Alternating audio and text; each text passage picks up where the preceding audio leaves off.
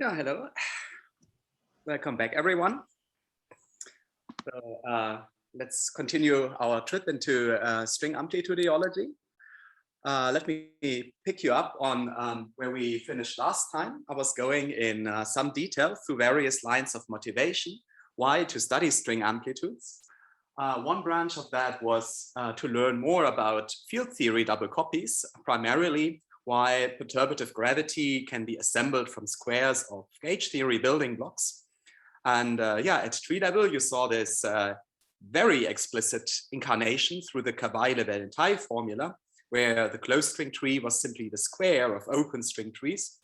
And at loop level, we have something slightly weaker, which is the so-called Cairo splitting formalism, where you should keep the loop momenta alive. Say in string theory, the analog of the loop momenta from Feynman graphs is a certain zero mode in the field that you take with respect to certain homology cycles on the world sheet. And if you promise to work at fixed value of the loop momentum, then your moduli space integrand of closed string amplitudes will be a plane square of the respective open string ingredients, the so-called chiral amplitudes. And actually, this chiral splitting is something that you will also encounter in Yvonne's lecture. For these ambitwister string theories, also there, chiral splitting is built in. Okay, and in order to get the momentum space representations of these loop integrands, you still have to integrate over punctures and complex structure moduli. So this is probably the leftover challenge, how to keep the double copy of the moduli space integrand alive all the way to an integrated amplitude, say in the alpha prime to zero limit or beyond. Yeah, this was that point. And actually, I was writing quite diplomatically the word synergies, which means it goes two ways. You saw the inspiration on the gravity front by coming from string theory, but we will later see the converse, that the double copy structures in their field theory incarnation, that they backfire and give us some clues how to organize string amplitudes, actually to all orders in alpha prime. That will happen in the next 20 minutes. All right, and then the second branch of motivation we discussed was the math of string amplitudes, more precisely their number theory and algebraic geometry. They are a really neat laboratory to explore periods of moduli and configuration spaces. Like they give you a suggestion how to construct your function spaces of polylogarithms, their single valued and elliptic incarnations. And I completely missed to give a little nod to a higher genus.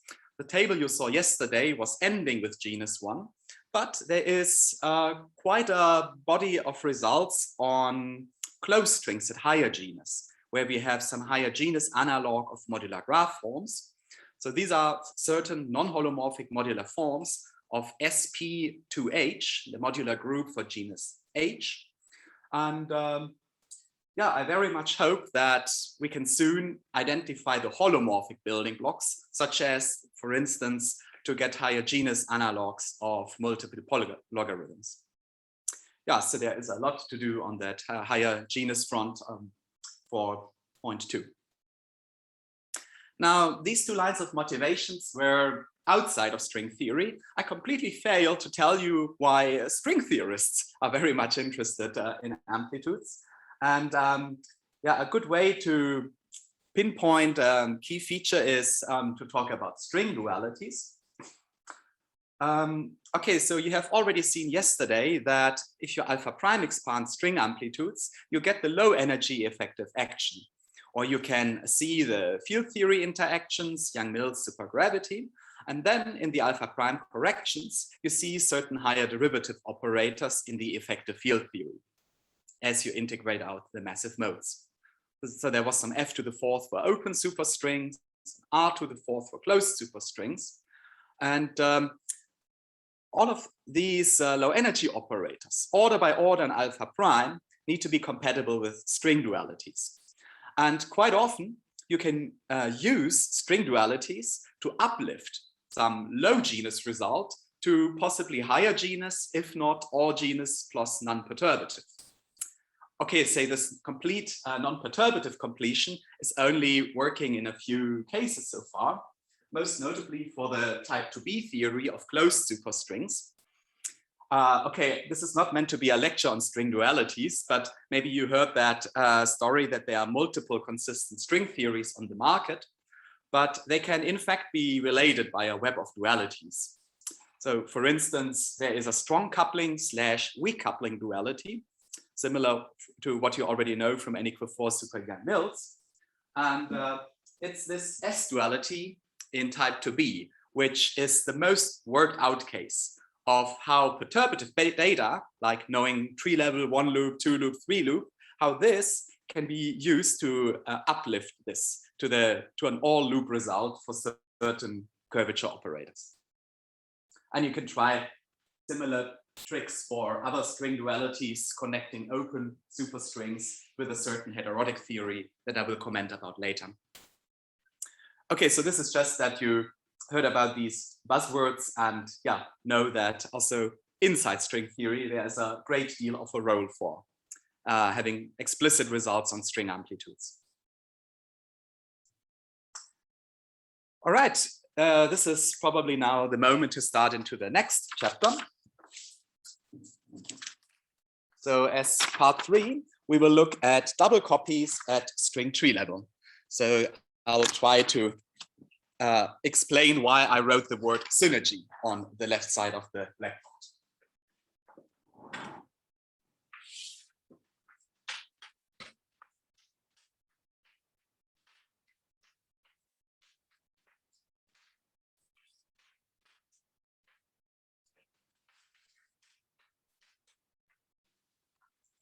Okay, and this will be mostly about the field theory KLT formula, where you discuss the kernel with Henrietta. And let's now be ambitious and talk about endpoint functions.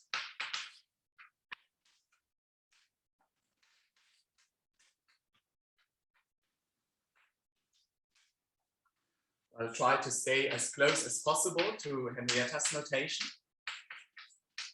Let's not think about gravity per se, but let's be generous about having some double copy with some factor theories L and R. And then field theory double copy tells you how to square the color ordered amplitudes in theory L and theory R.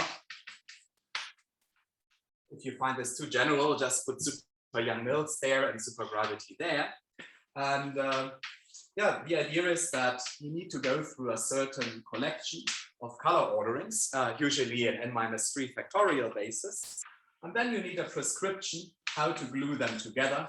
And this is what the KLT kernel does for its living. And let me stress, this is really about the field theory KLT kernel.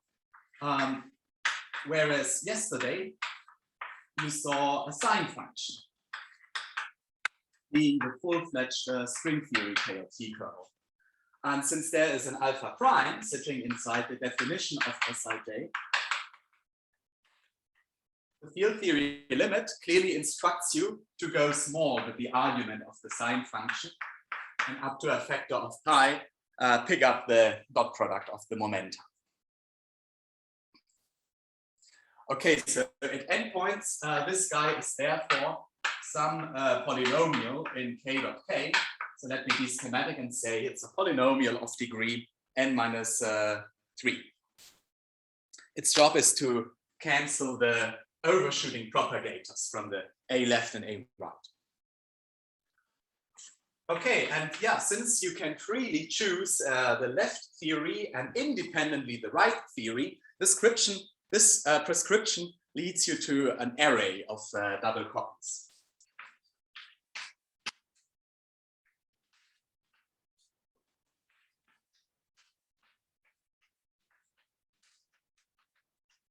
And let me remind you of at least some of the theories that you can reach in this way.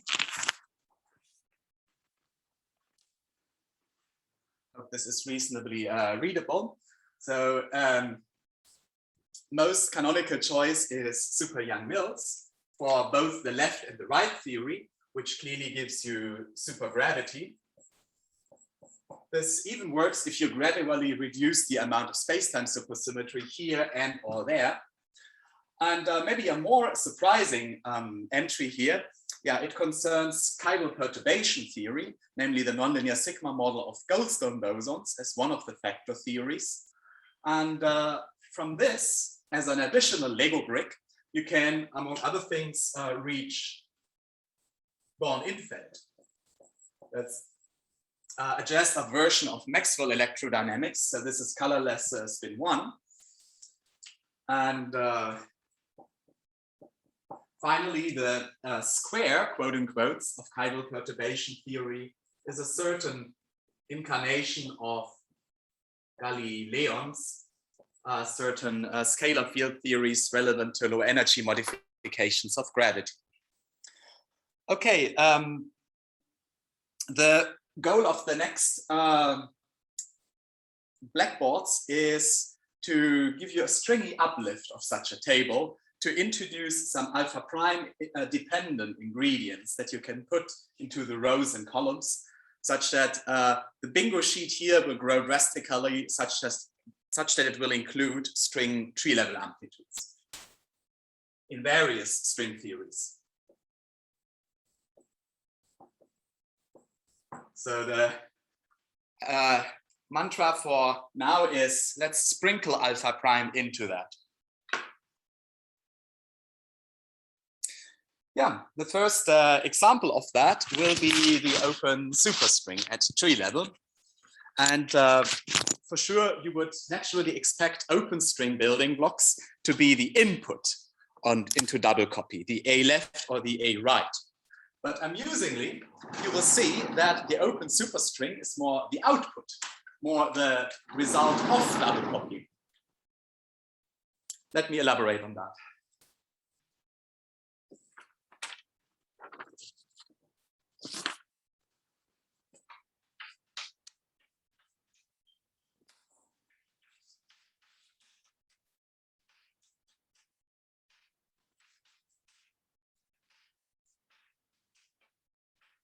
Yeah, we were already looking at the 4-point function yesterday, so now it's time to give you the endpoint function.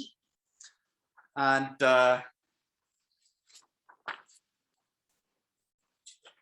let's do the following.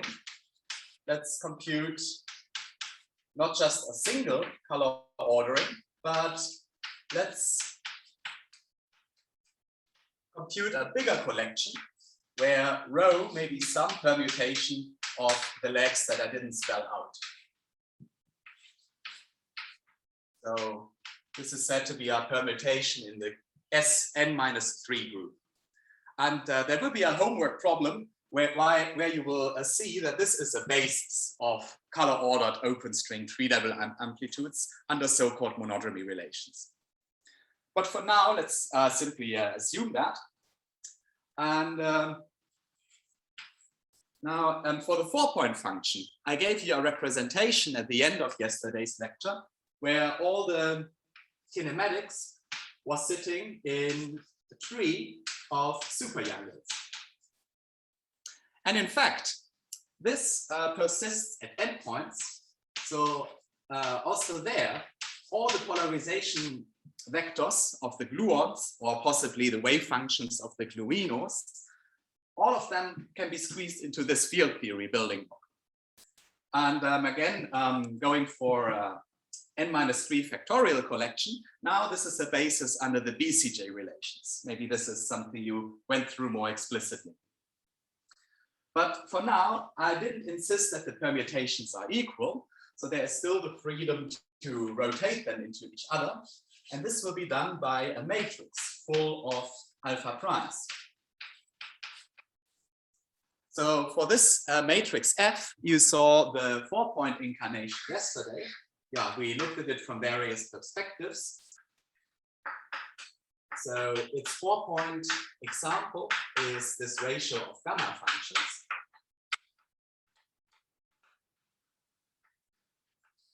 Okay, 4 points is admittedly quite deeply in the comfort zone where we happen to know this gamma function, which makes it more explicit. And at endpoints, okay, maybe you can still give a name to these guys, such as multiple hypergeometric functions, but maybe it's most useful if I simply write down the integral representation of these guys. Okay, so here we have a matrix of size n-3 factorial. In both rho and sigma can rotate n-3 legs.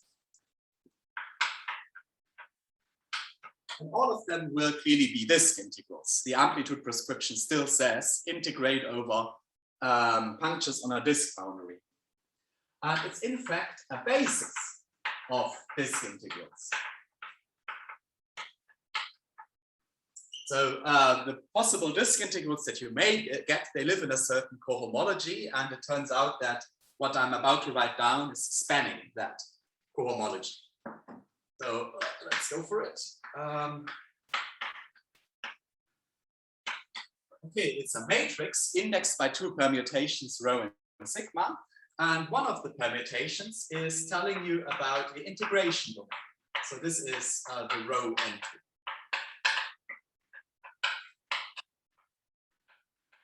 And I guess it won't be much of a surprise. After all, here rho describes the color ordering on the string theory side, which by the opening line for open string amplitudes is that integration domain.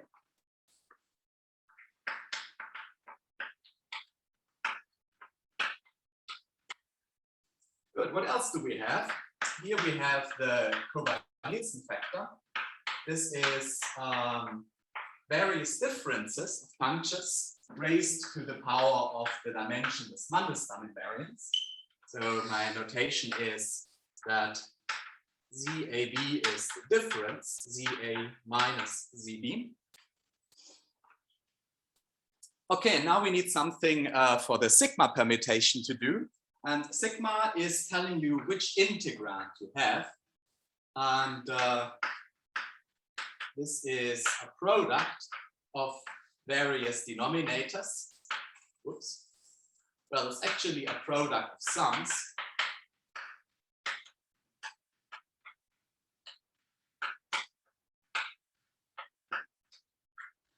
With corresponding Mandelstam invariance upstairs. I hope the formula is fully on the screen. And in fact, please don't bother to look too closely. There is a bit of combinatorics here in the sum of products, but just to give you the flavor, it is some rational function of the punctures. And yeah, this will, among other things, reduce to the integral representation of these gamma functions.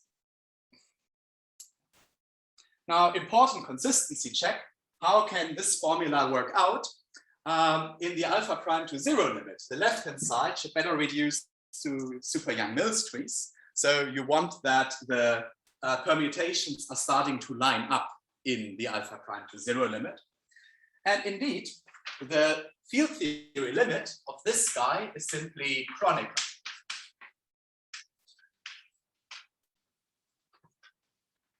Okay, it may not be immediately obvious, but if you start playing around with the pose structure and so on, you will quickly see that this indeed has the Kronecker delta for the two permutations as a field theory limit, 0 or 1. And everything else is alpha prime correction coming along with zeta values similar to what you saw for these gamma functions. Yeah, let me tell you a few stories about these zeta values.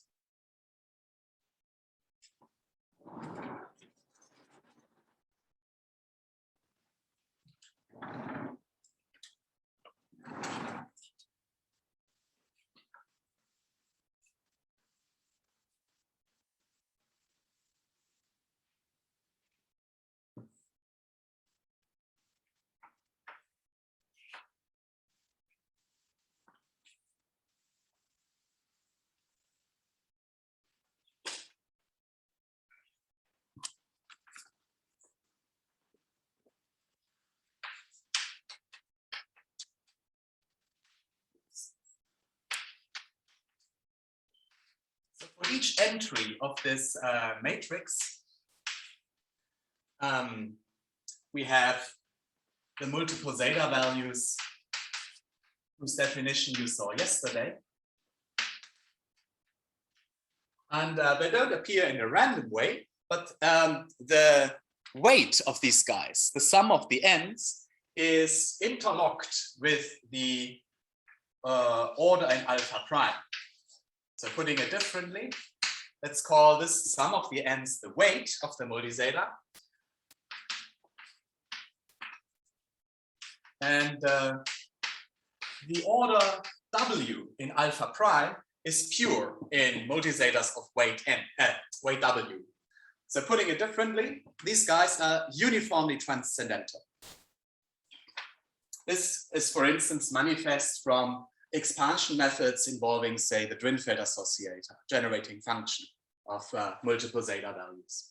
And yeah, for the experts, you can already anticipate this uniform transcendentality by looking at the integrand, which has simple poles or logarithmic singularities. So you always get rewarded by working with logarithmic forms. And this is not only true at genus 0. Okay, and why the hell am I constantly dwelling on multiple zeta values? Well, you saw the 4-point example with the Riemann zetas, but starting from 5 points, Riemann zeta is not enough. So for instance, weight 8 has irreducible higher depth zetas. Maybe you don't like this one, but you can trade it for another depth 2 multi-zeta. But no matter how you put it, the alpha prime to the 8th order at 5 points and beyond will have a higher depth guy.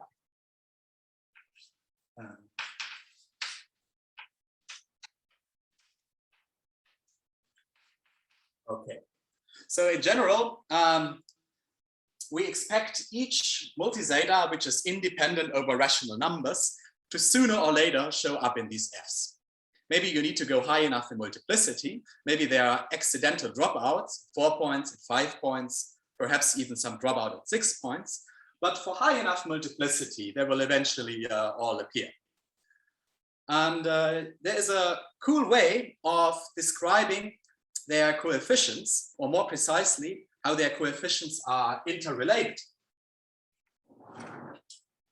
Yeah, these relations are nicely described in terms of the motivic coaction, where you had an entire lecture series about from Ruth. So let me tell you what these Fs are doing under the motivic coaction.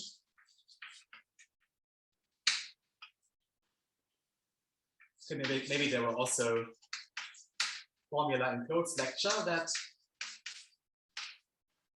relate what I'm about to say. We saw, for instance, that the coaction of an odd zeta value is doing something like this. You can have the odd zeta value either in the first entry or in the second one. And in fact, you know, for any multiple polylogarithm at genus 0, how to hit it with delta. So in particular, you can evaluate these coaction formula, and you can, for instance, get yourself the coaction formula for this one. Okay, maybe it's a bit of work to go through this general polylog coaction. Let me just quote the result.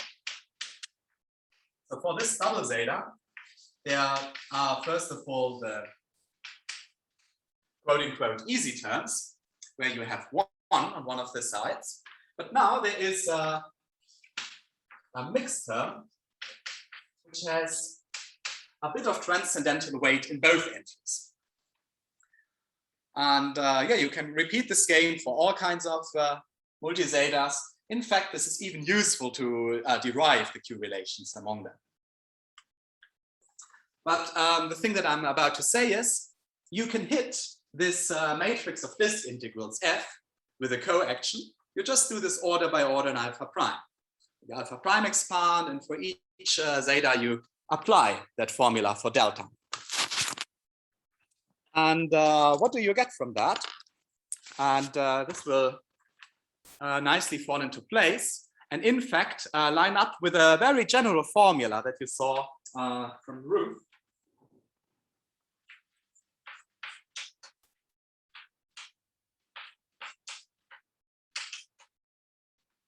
So if I remember correctly, Ruth was giving you a formula in great generality.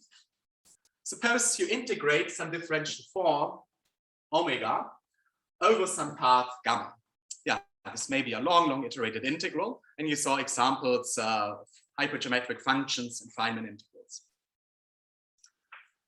Yeah, so in Ruth's formula, this coaction can be expressed in terms of a basis of forms omega j and some dual basis gamma j of contours. So in the lingo of quantum mechanics, you do a resolution of identity. You insert the identity operator in a certain way.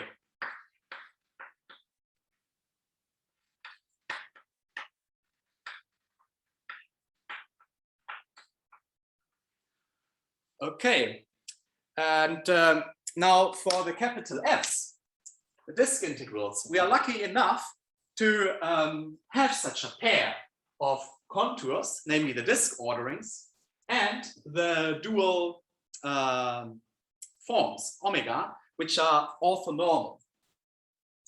So let's say the main clue about these omegas is that they have the ingredients from here and there, Kober-Nielsen factor and this characteristic rational function of the bunches.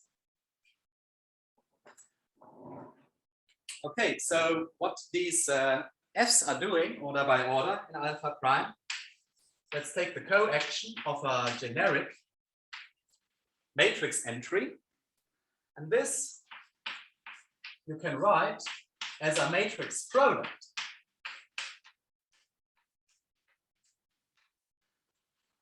So we sum over permutations tau of n-3 legs. And here in the first case, tau is labeling the forms.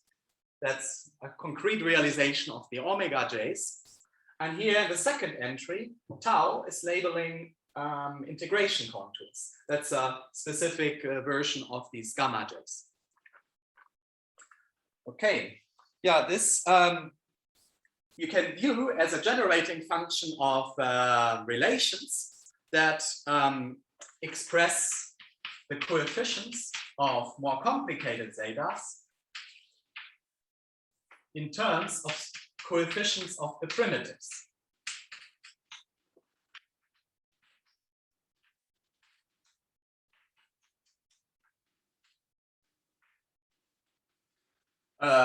Okay, to say it more clearly, suppose you know the coefficients of the primitives in a prescribed Q basis of multiple zeta values.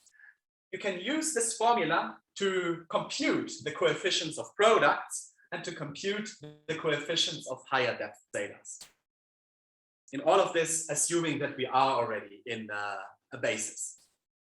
These coefficients may depend on the basis chosen, but this identity won't.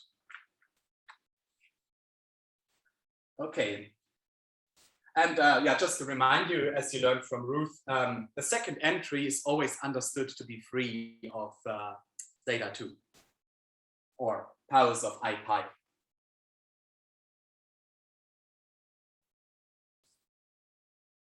Good, so this is something about the mathematical structure of these disk integrals, which I definitely wanted to share.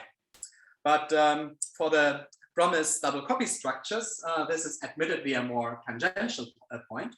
So let me get back to the promise to show you a stringy version of the double copy array.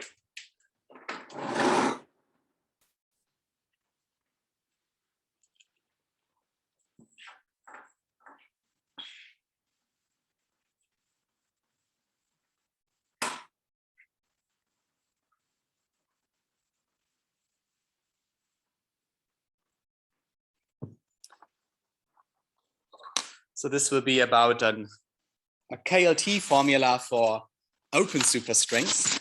And this would be a new perspective on these functions f.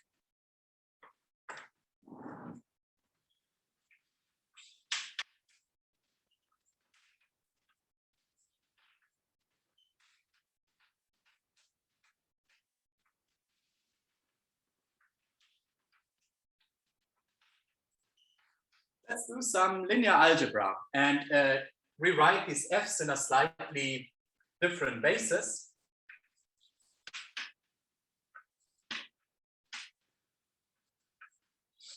So again, we are doing disk integrals with a prescribed color ordering. So I'm too lazy to write down the usual nested inequalities. It just means to say we are ordered on the disk boundary according to the permutation rho.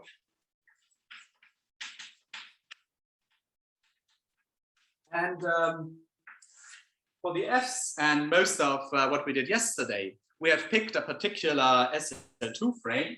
We have sent a specified collection of punctures to 0, 1, and infinity. So now I want to be slightly more agnostic about which SL2 frame we are working with. So this denominator is just reminding you that you can pick any triplet of punctures and send them to 0, 1, and infinity.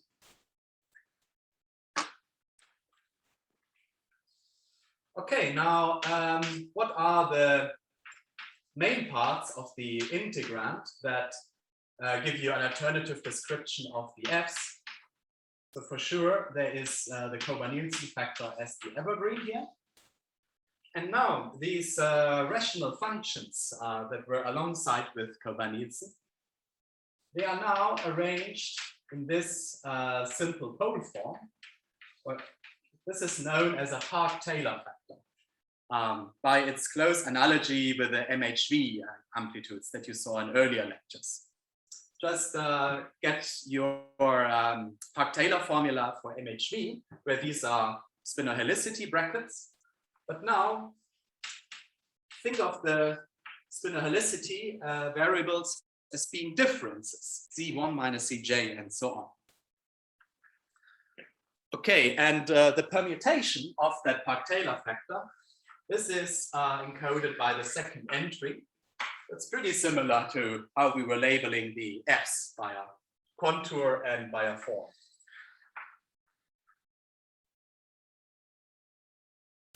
Okay, now what does this alternative basis of this integrals by us? The fun fact about them is that they relate to the f's in the following way.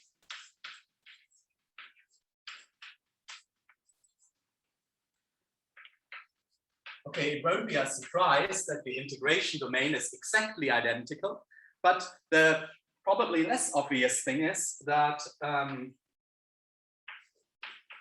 the f's can be built by superposing certain Park-Taylor factors. Again, tau is a permutation that refers to the legs that I'm too lazy to write. Oops. And now the expansion coefficients, the matrix rotating these Park-Taylors into the integrands of f, this is precisely the field theory KLT kernel. Remember, the integrands of the f's had these funny Sij's in the numerators within the curly brackets on the right end. And it's this guy which produces the Sij's in the integrand of f. Okay, so amusingly, there is a Park-Taylor, there is a KLT formula which builds up these basis f for you. And now the important corollary, which resonates with the theme of double copy, that is, let's plug everything together. Let's plug this representation of f into the formula for the endpoint function of the open superstring.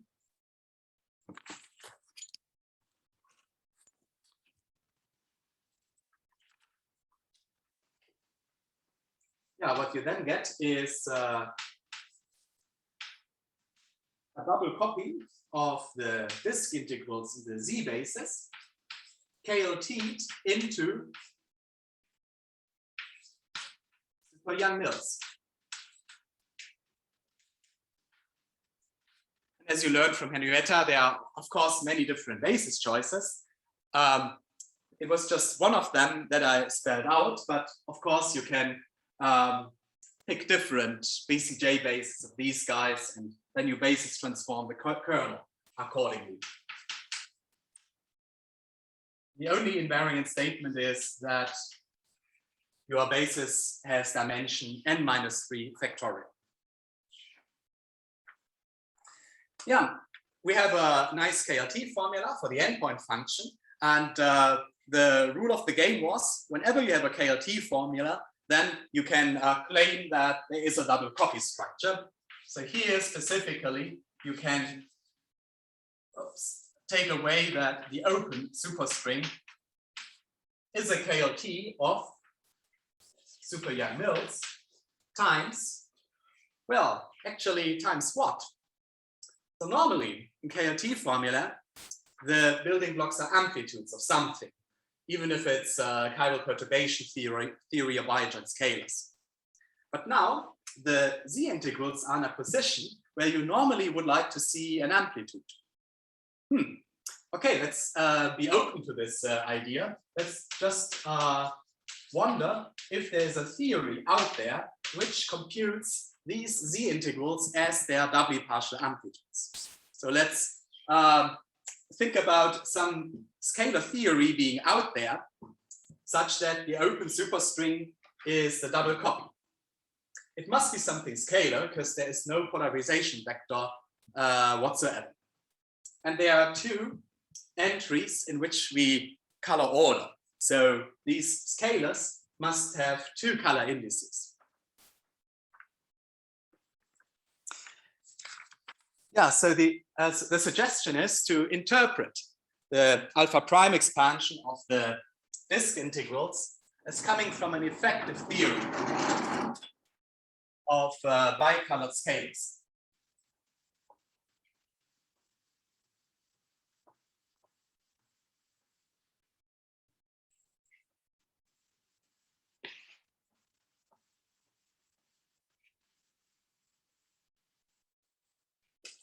Let's see how far we can get with this idea.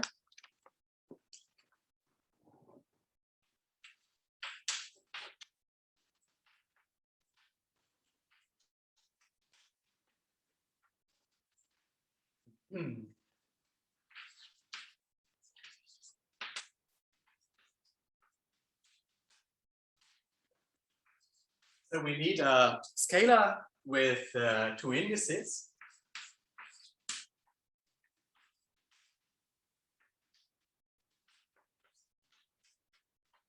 This is up to now exactly the structure that you saw for the bi-adjoint scalar theory, which is the unit element of field theory double copies.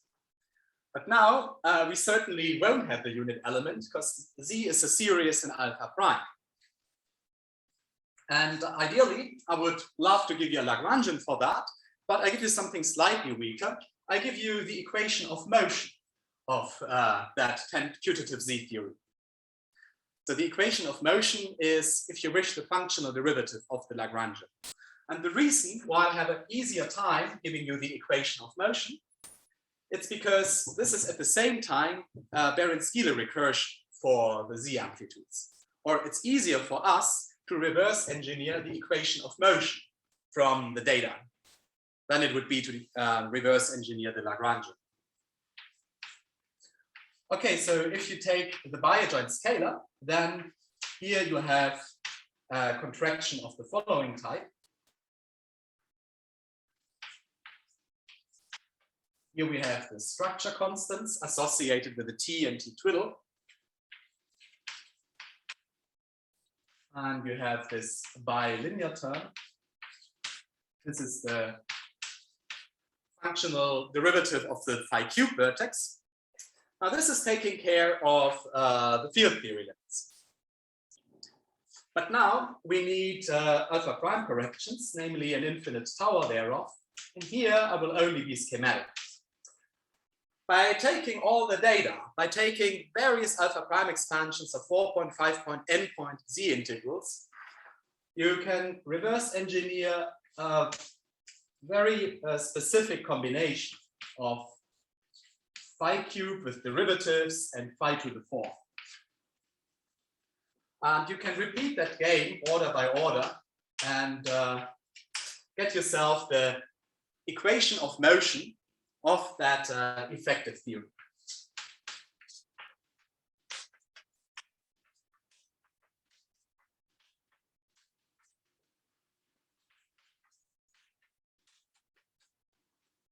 Okay, and the fact that such an equation of motion or its associated Behrens-Geely recursion can reverse engineer or can reconstruct the disk integrals, this we believe is support for the idea that there is a scalar theory Z out there, such that the open superstring is a double copy of it with super young nodes. And just to be fully clear, the field theory limit encoded by this Spire-joint scalar terms. This works the following way, that the leading alpha prime order is on the nose this doubly partial amplitude of Spire-joint scalars.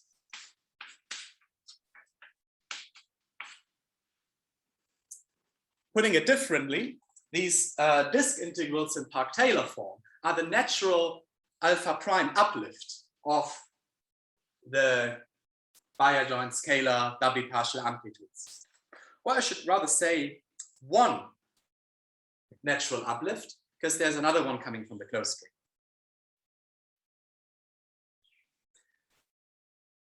Yeah, so in summary, it's quite inspiring to pick this Park-Taylor basis of disk integrals, because with this Park-Taylor basis denoted by Z, you get a field theory KLT formula for the endpoint function of the open superstring. And I can't stop stressing that this is the field theory KLT kernel. There is no sign function. There is no further series expansion in alpha prime here.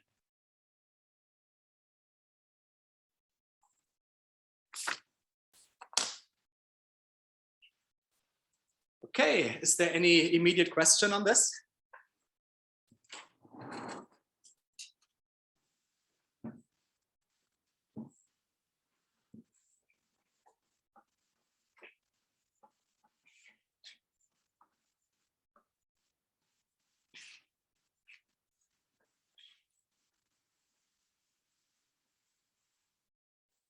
Then let's move on to the closed string and see to which extent there is an echo of this Park-Taylor basis and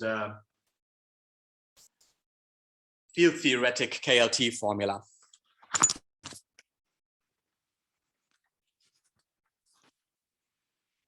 Oh yeah, it's quite useful that the definition of the Z integrals is still visible. So let's meditate which kind of properties go through to the closed string and which ones don't.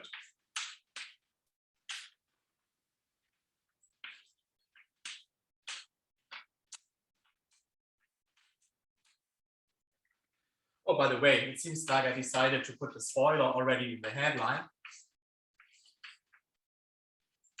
It has to do with a single valued open superstring.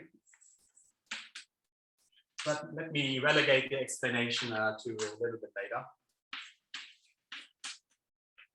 Yeah, the first thing I wanted to say about the closed string is, yeah, what survives about these degrees of freedom rho and sigma as you go to closed strings, as you pass from the disk worldsheet to the sphere.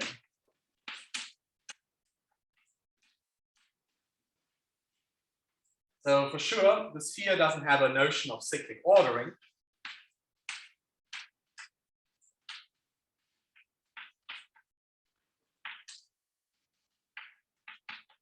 So the information in rho, it cannot encode inequalities like that. But here's some good news in return. Now that you're on the sphere, you are dealing with punctures outside from the real axis, and you can meaningfully distinguish Z and Z bar. And in particular, you can build Park-Taylor factors independently from Z and Z bar.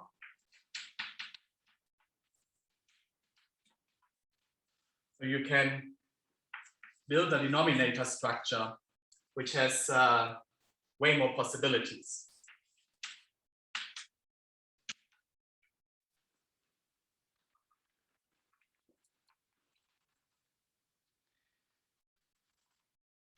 Yeah, and with this, with these considerations, there is a natural choice what the closed string analog of the Z integrals may be.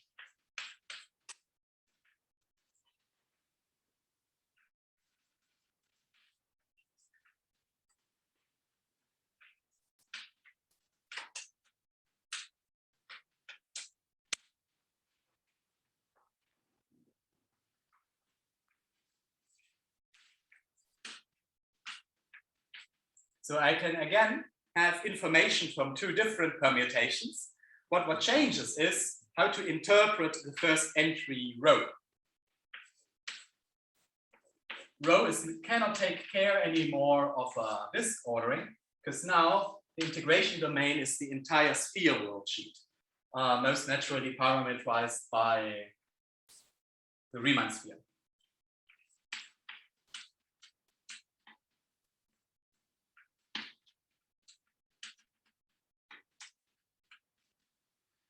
And again, let's be agnostic about the SL2 frame. You are again free to fix any three punctures to 0, 1, infinity. And now comes the part where the open string had a single Park-Taylor factor. And now the closed string can dedicate a separate permutation row to the anti-holomorphic part.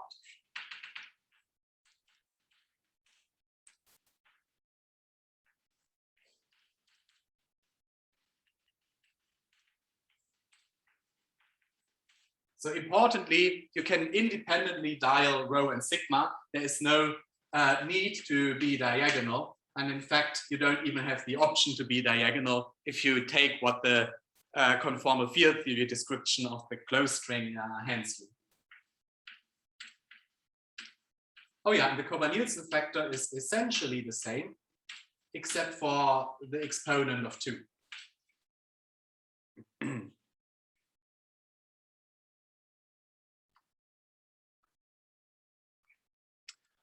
Okay, now let's see how this J integral appears in the formula for closed string trees.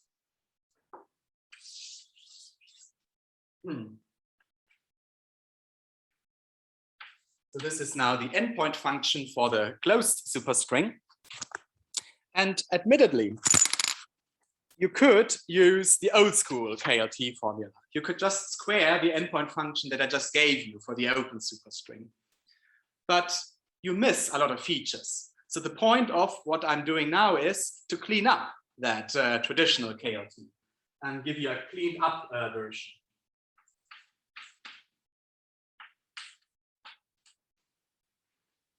Okay, so in the first place,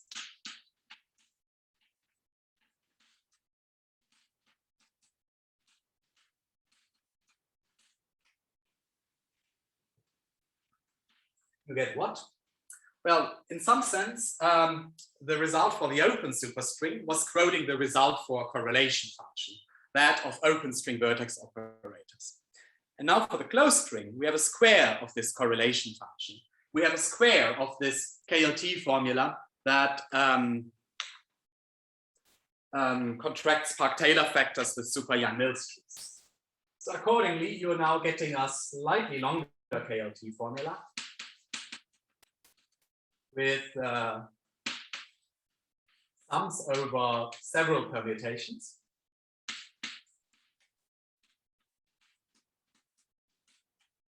And the gist is that super Young-Mills has all the polarization dependence for you.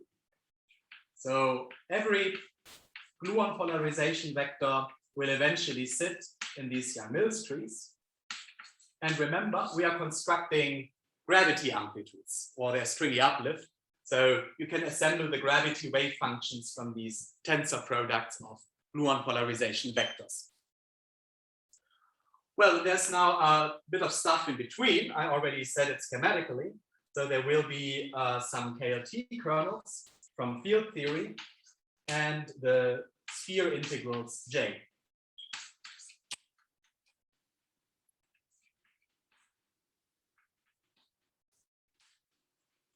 Okay, so this is now a possible KLT form for the closed superstring. And probably the first thing to do after the break is to recognize this part to be the single valued version of the open superstring. So let me leave this here as a cliffhanger, and I will deliver the intermediate details after the break. Welcome back to part 4 of the lecture. I was leaving you with a half-baked result of closed superstring trees, something like an extended KLT formula, where the backbone of the alpha prime dependence is this collection J of sphere integrals. These J's are built from Park-Taylor factors in the integrand, namely 2 copies of them, one meromorphic, one anti-meromorphic. And let's look back at how this Park-Taylor organization started. I was initially introducing the disk integrals Z, where we have one obvious slot for the ordering of the disk, and then one permutation sigma telling you about the Park-Taylor factor. And now in passing to the closed string, the row information, which used to be an ordering, now becomes another Park-Taylor factor, now for the anti-meromorphic variables. Now this may look pretty random to compare disk orderings with anti-meromorphic Park-Taylor factors, but there is a hell lot of truth to this. And first indication is that both Z and J both have the same field theory limit. They both reproduce to leading order in alpha prime the bi-adjoint scalars, namely their doubly partial amplitudes. And the close connection between disk and sphere, it in fact persists to the alpha prime corrections. Now, as I said, if you go up in alpha prime, you get more multi-zetas and more powers of momenta. So there are some Laurent polynomials of higher order in momenta. And I don't even need to tell you what they are.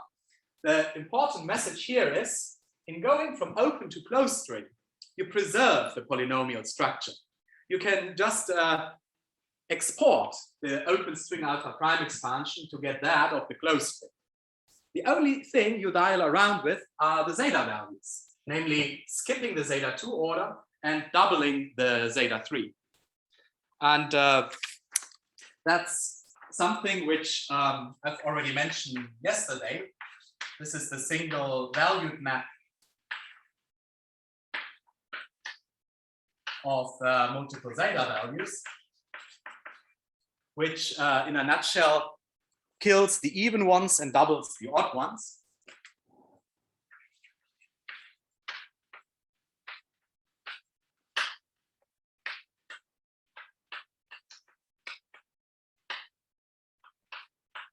So with this rule, we already saw how the 4-point functions are consistently mapped to each other.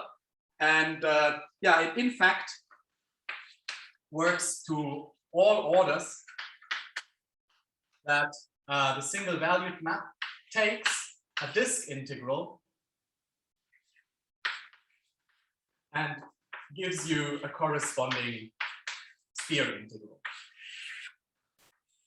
So as weird as this may sound, the net effect of the single valued map is to convert the disk ordering into an anti-meromorphic Park-Taylor factor, which, yeah, is a smoking gun for some deep connection between forms and cycles, Bethe-Derham duality. And yeah, in fact, I would even need a bit more machinery to get all of this well defined. I would strictly speaking need to promote these zetas to so-called motivic multiple zeta values, because there are some unsettled transcendentality properties to the real numbers here. So take all of this with a bit of quotation mark. All of this has a bit the physicist style presentation where a couple of mathematical subtleties are not properly explained. But yeah, I will give you references alongside with a homework sheet where you can, for instance, find pointers to work of Brown and Dupont and Schnetz, where you can see how this notion of single valued map can be placed on more rigorous footing. Yeah, to just give you another entertaining example, once we leave the comfort zone of 4 points and have to wrestle with the higher depth zetas from 5 point onwards, you get more amusing results for their single valued map, including this factor of 10. And there are also higher depth zetas which persist under the single valued map, the first one being at weight 11. Okay, so all in all, we can view a sphere integral as a single valued version of a disk integral. And in fact, you can do this for the entire closed string amplitudes that are built out of sphere integrals. So let's revisit this formula I gave on the previous blackboard. And yeah, I was already indicating what I'm about to do next.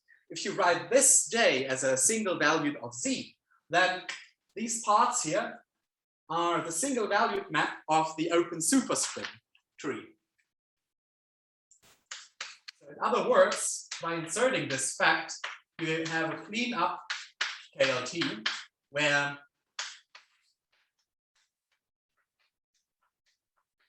here the endpoint function is the field theory KLT of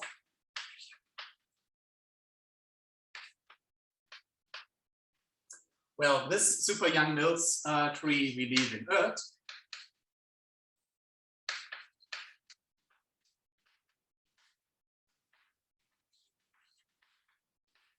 And we double copy it with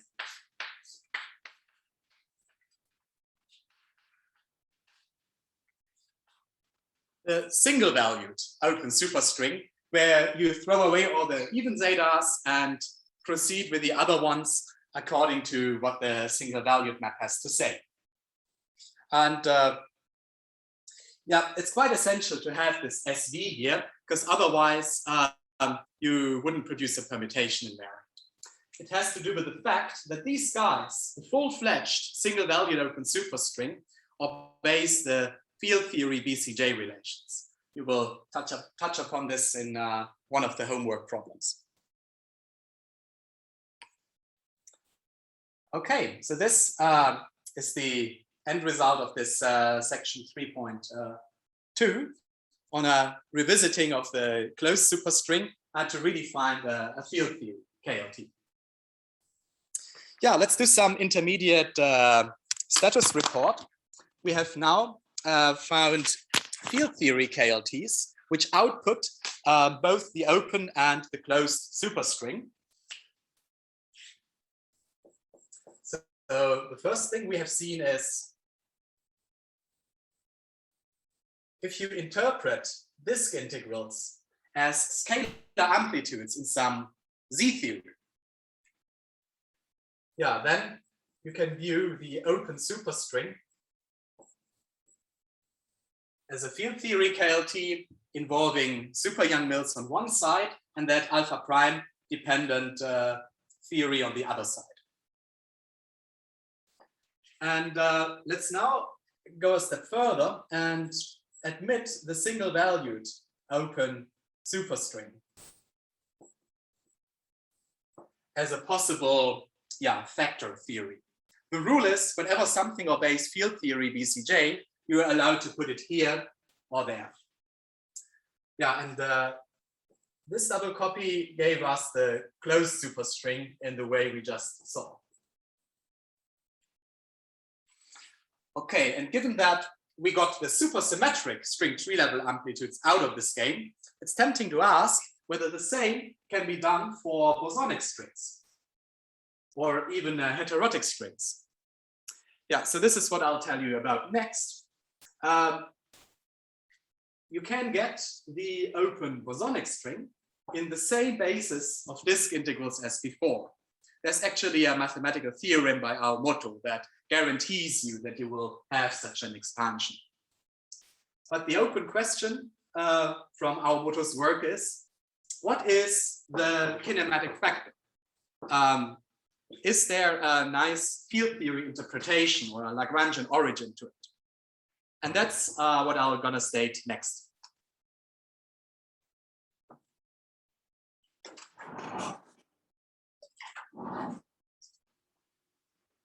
So let's be inclusive and also get the less supersymmetric string theories into the double copy games.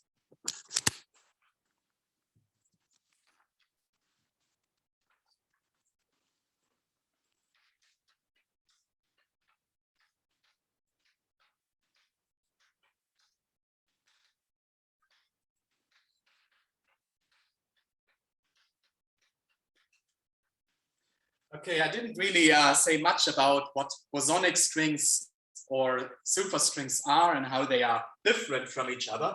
But one key feature or annoyance about the open bosonic string is that it has a scalar tachyon state.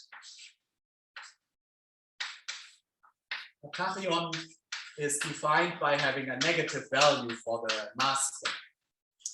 And yeah, this is something without a counterpart in superstrings, or putting it differently, a primary motivation to construct superstrings is to project out that guy. And that's why you need a bit, you need something with tachyon poles to construct double copy description. Furthermore, there are heterotic strings whose spectrum is a double copy of open bosonic and open superstring. A pretty adventurous construction.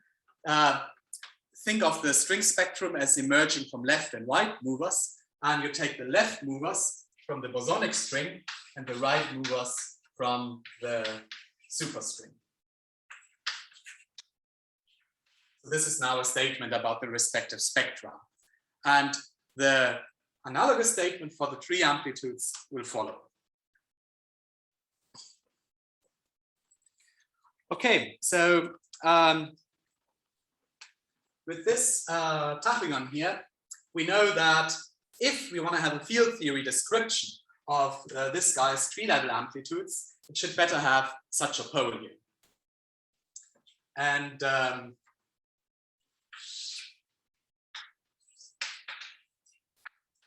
we will get this from a gauge theory that contains massive states and that satisfies BCJ relations.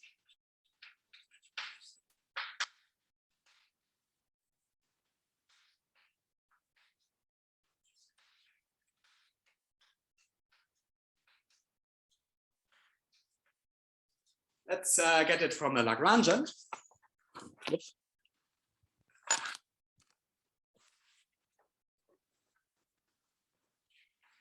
It's a theory constructed by Henrik Johansson and Josh Nolan. And yeah, it is just a version of Young-Mills gauge theory.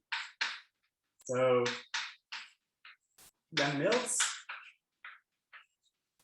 will have this FV nu Lagrangian. And we deform this by some higher derivative operator, namely covariant derivative of the field strength squared.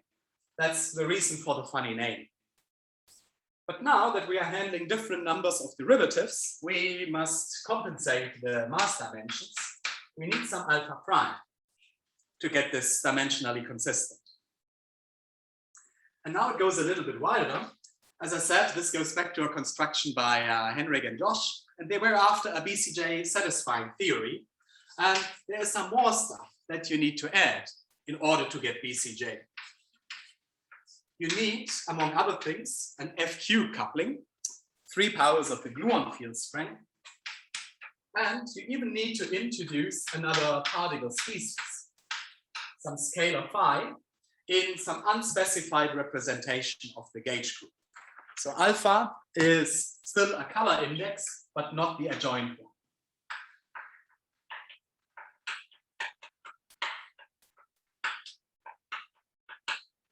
Okay, and imposing field theory BCJ is really strong and dictates what else to put in here. Of course, there's a kinetic term for that extra scalar. And finally, there is some interaction between that scalar phi and the gluon, something trilinear. And finally, a self-interaction.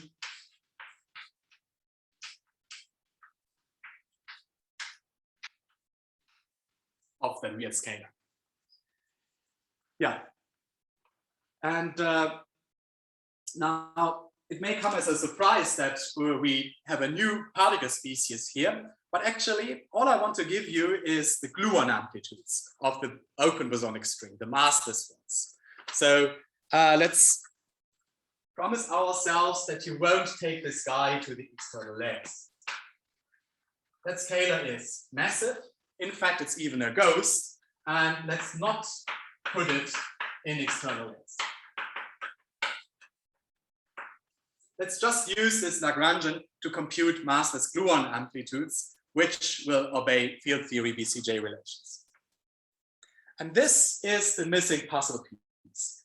This Lagrangian delivers the kinematic factors that we need in the double copy description of the open bosonic string. So let's move back to this array under construction.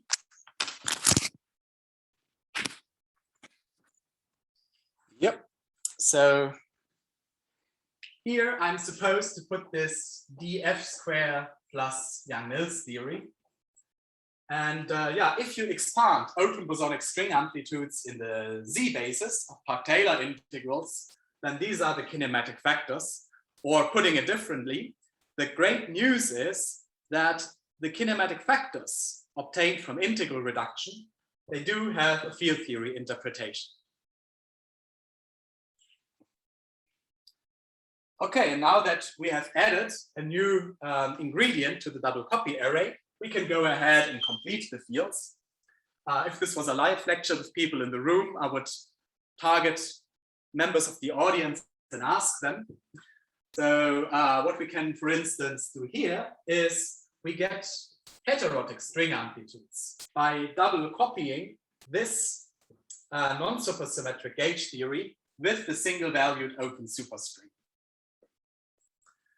And strictly speaking, this is covering the gravity sector of heterotic strings. Okay, and now that we have this open bosonic string here, we can send it through the single valued map. And this is yet another BCJ satisfying ingredient. And we can form further field theory double copies, which, among other things, take us to the closed bosonic string.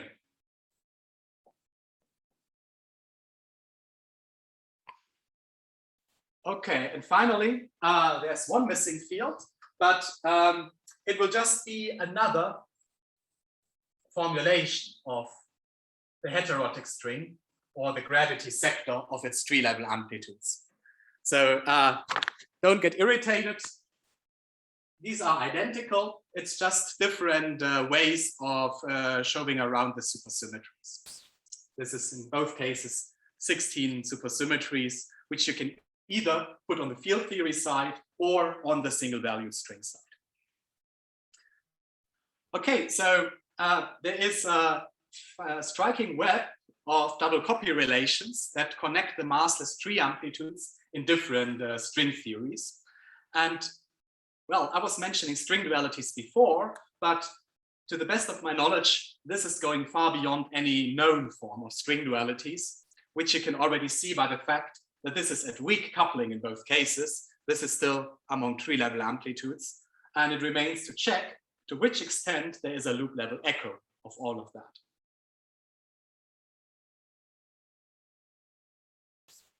Good. So this is probably a good moment to leave tree level and to move to loops.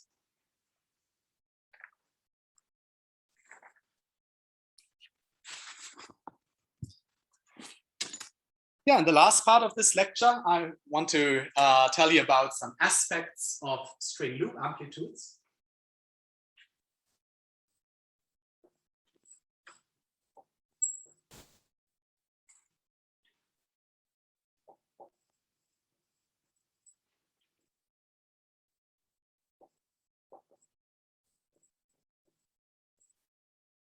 And yeah, maybe one of the most prominent features of loop amplitudes I already mentioned yesterday. This is the notion of Cairo splitting. The idea that closed strings are, informally speaking, squares of open strings. This has a very specific incarnation, also in the multi-loop. You can reduce this closed string computation to an open string problem if you work at the level of the loop integrand. Okay, first of all, there is the modular space integral, n punctures genus H surfaces. And normally you have a correlator here with all Worldsheet degrees of freedom integrated out. But if you integrate over all the zero modes, it won't be a double copy. Instead, you should leave the loop integral untouched, the loop momenta being the zero modes of one of the worldsheet fields. Okay, and then you have here square of open string quantities in the integrand, and these are the so-called chiral amplitudes, meromorphic in the moduli, and say for the graviton, you get 1 unit of spin from both chiral amplitudes.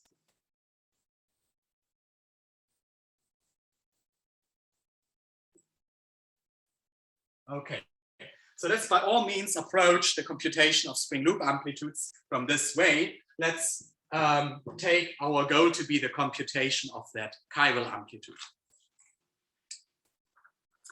Okay, and the first thing I want to give you is a kind of status report. To which loop and leg orders do we know the chiral amplitudes?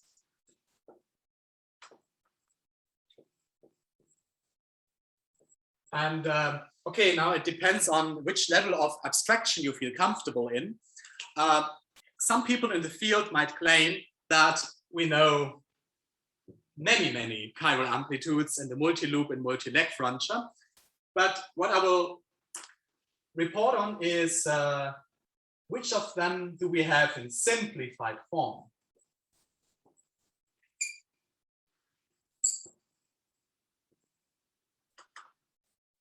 Okay, simplicity is in the eye of the beholder, but I will give you an overview. Where do we have them in a form that you can compute numbers? Say order by order and alpha prime, identify the low energy interactions, or in which cases can we decouple spurious variables like insertion points, bghosts, and picture changes? Okay, so I'll give you an overview. In which cases do we have a simplified form of the chiral amplitude at various loops and legs?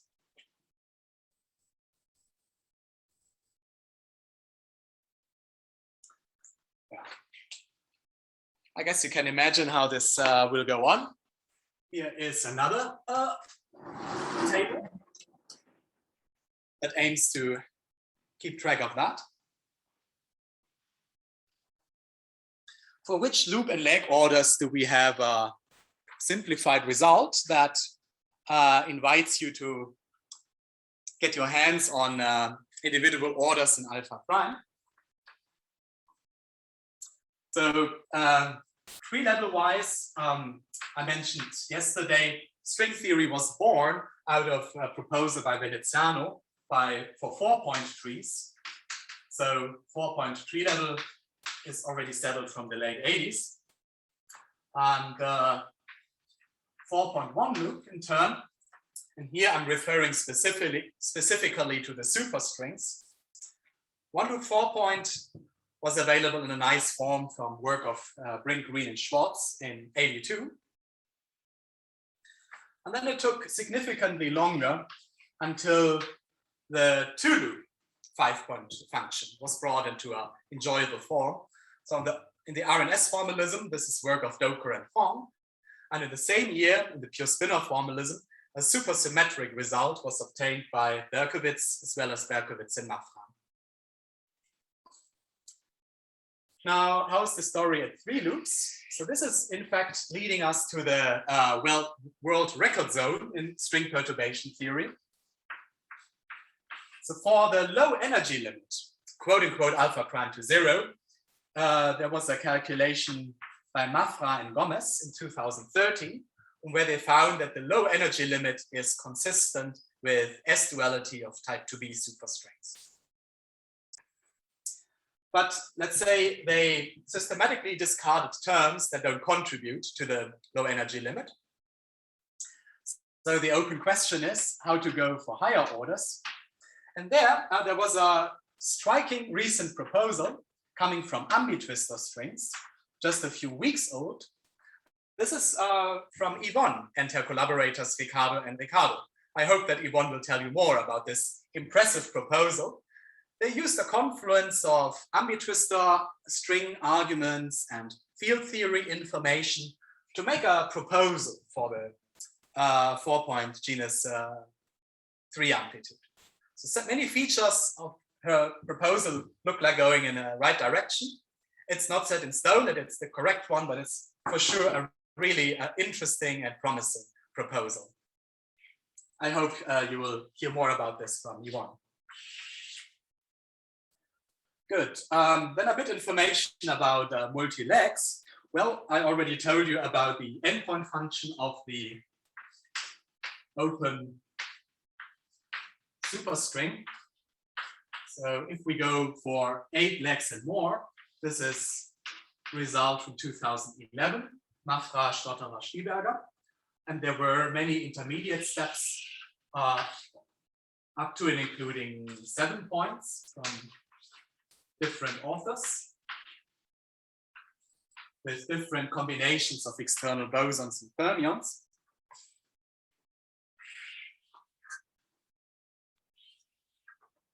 Now at the 1 loop level, the external bosons have already received a lot of attention in '89. So if all you want is the external bosons, then things are looking quite good.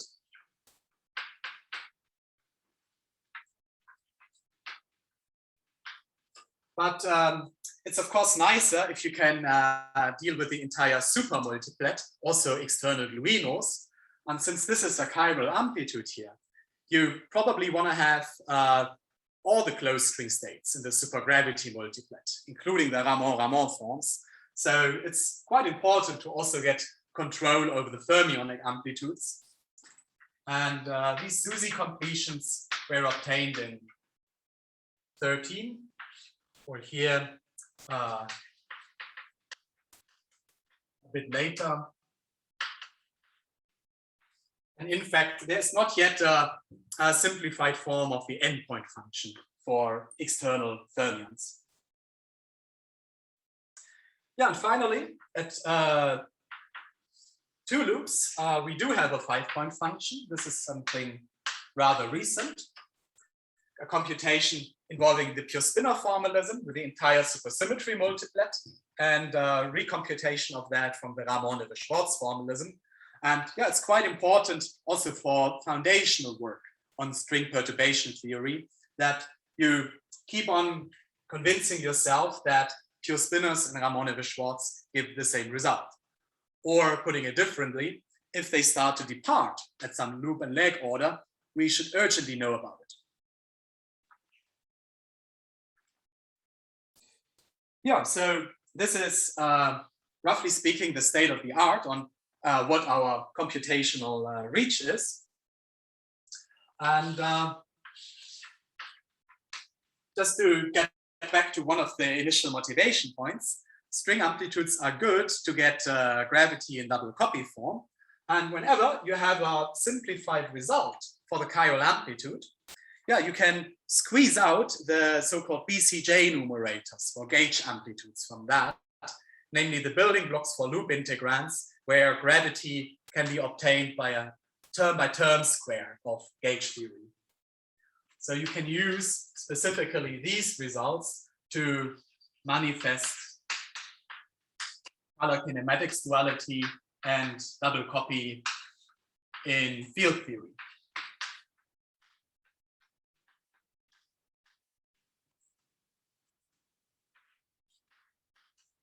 Okay. Yeah, and all the empty fields are obviously food for thoughts for the future.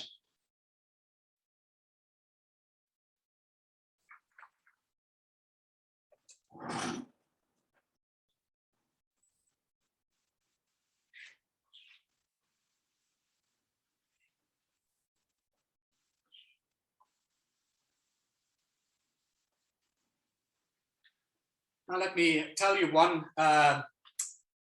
historically important point about this 1-loop 4-point result from Brink, Green, and Schwartz.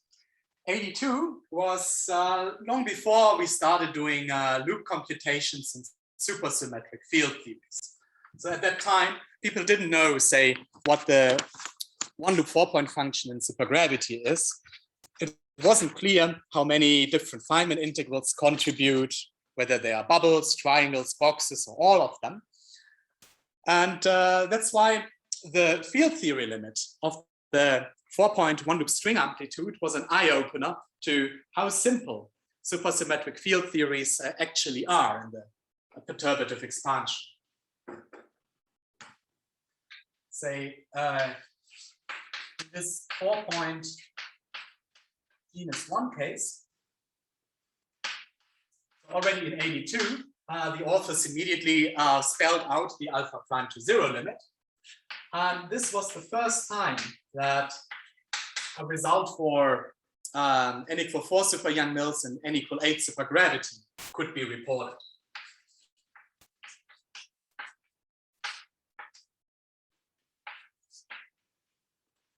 And yeah, in fact, I should speak of the 10-dimensional version, or let's say the d-dimensional version. This string calculation was kept dimension agnostic, such that you extract the d-dimensional version of a Feynman integral. So, long story short, the result is just a single Feynman integral, namely the 4-point box.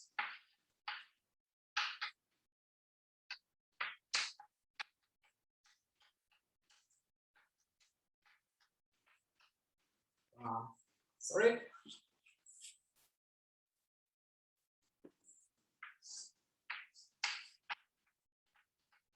Okay, no triangles, no bubbles, just the box.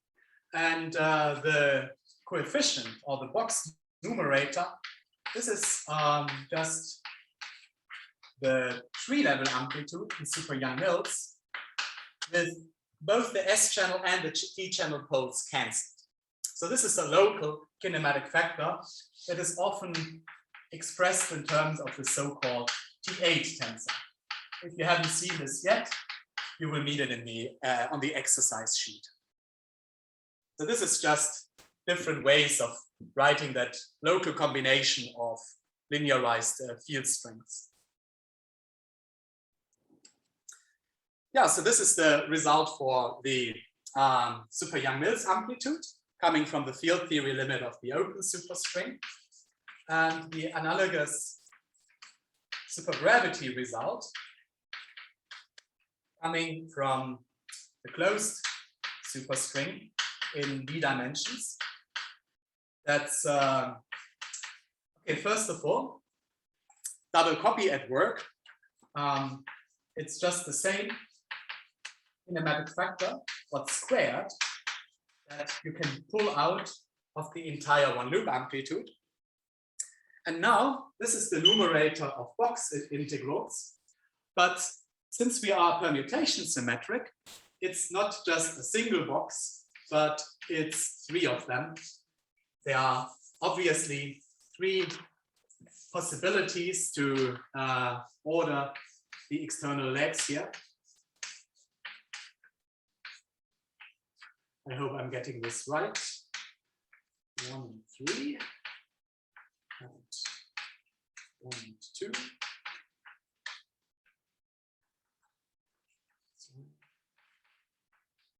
Okay, this has a chance to work.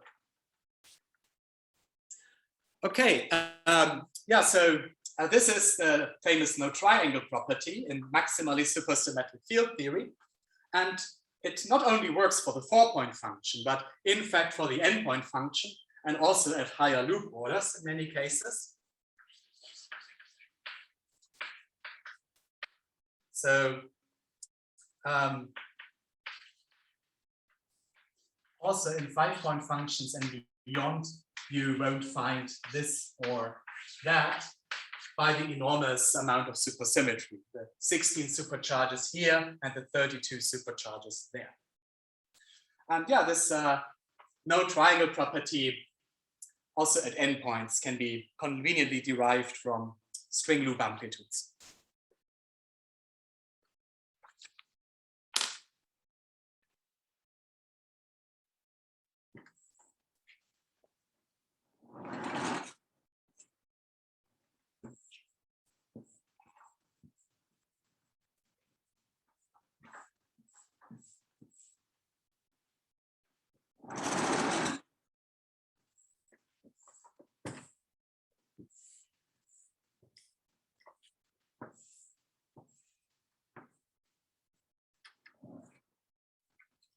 Okay, so these were rather general remarks and appetizers. Let me now give you some more specific expressions and some more details in intermediate steps on how such loop computations can be carried out. So let's take the magnifying glass and study some intermediate steps towards the one loop 4-point results, where I already quoted the field theory limits.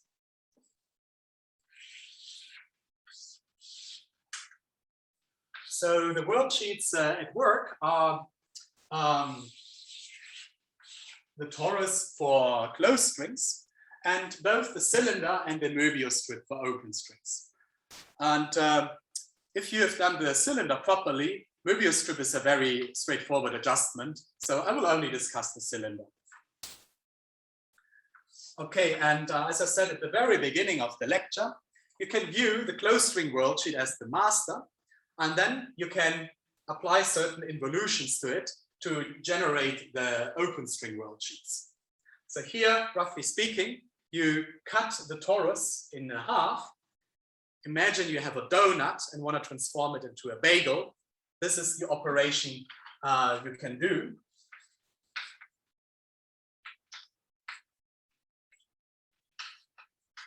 So once you have a neat parametrization of the torus, there is an induced parametrization of the cylinder. That's why I will tell you, recommend a parametrization of the torus. And fortunately, you have seen this already in Claude's lecture, so I can be rather quick. It won't be a surprise to you that the torus is essentially a parallelogram. Say if you want to choose a complex coordinate, z, then I need 2 periodicities for the option to run around this cycle, let's call it the A cycle, and the option to go around there for the B cycle. Yeah, so you can use conformal symmetry to rescale the A cycle to be of unit length. But then, having fixed the rescaling degree of freedom, you lose control over the B cycle. So we need a modular parameter tau to admit different sizes of the B cycle. So please beware, tau is no longer denoting permutations, but now modular parameters in the upper half plane.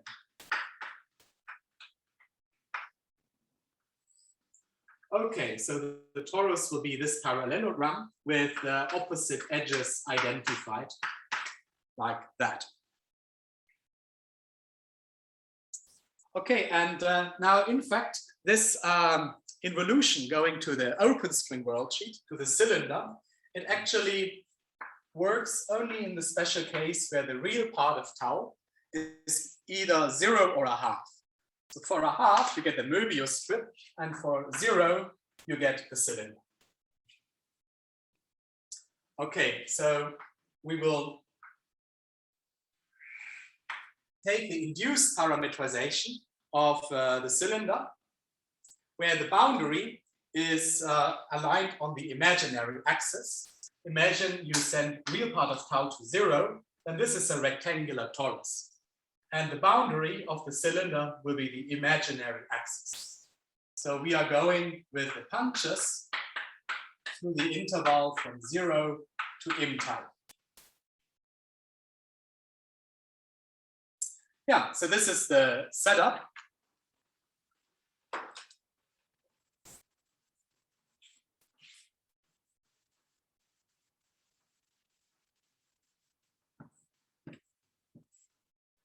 And now, in contrast to the disk, the cylinder has two boundaries. And of course, you should go over all the possibilities to distribute the punctures over the two boundaries.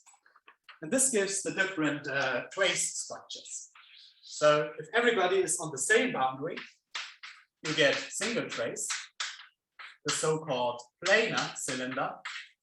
And if you're more creative to mix the punctures on the upper and lower boundary, then you get double traces as such.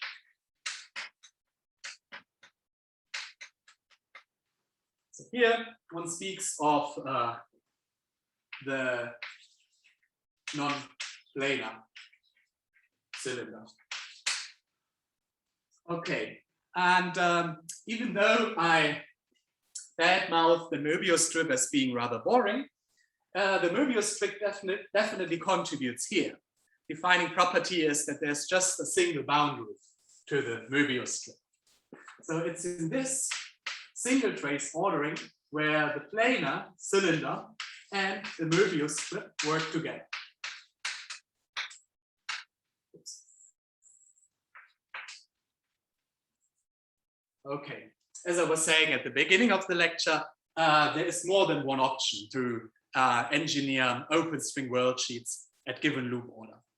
It's the two of them at genus 1. Now, of course, it's more work if there are two diagrams, but also they can work together. And they actually do something great. They cancel ultraviolet divergences from the open superstring one loop amplitude. Yeah, so originally string theory was meant to give you quantum theory of gravity, and this should by all means be UV finite. And here for open string one loop amplitudes, UV finiteness is due to the interplay of these two. So if you put them together correctly, then you get a cancellation of UV divergences. But this only works if you choose the gauge group correctly. The relative factors of the two diagrams, I didn't spell out the more details, but only for SO32 will this work.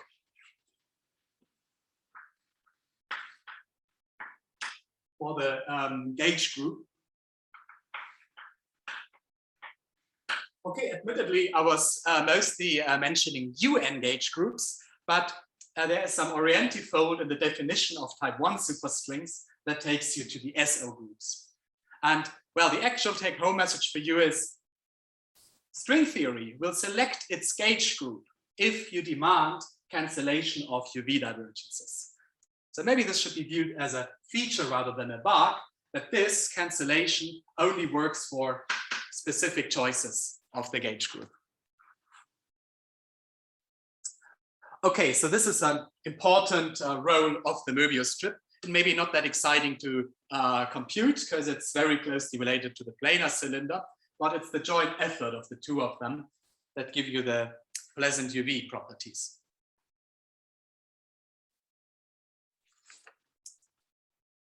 Okay, after all these statements and preparation, time to drop an explicit result.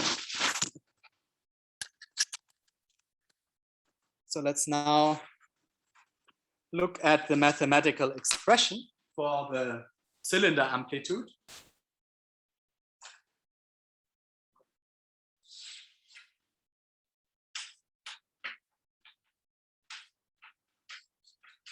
Let's look at the color ordered single trace amplitude. And the mantra is again, integrate out all the moduli, describing different ways of arranging that surface with punctures. Now, there is one modulus for the shape of the cylinder.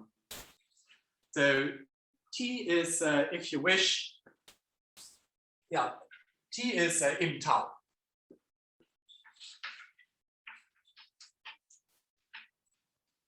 So now this integrates over all possible ratios of the height into the circumference of the cylinder. And then on a fixed cylinder, you have to arrange the punctures of the boundary. And as I was saying, a nice choice is to align the boundary along the imaginary axis. Then it's an integration domain like that.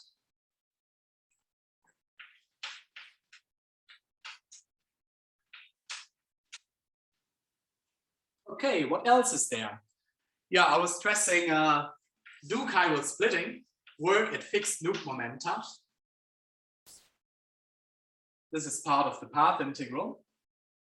And now there are some more interesting ingredients without any immediate three-level counterpart.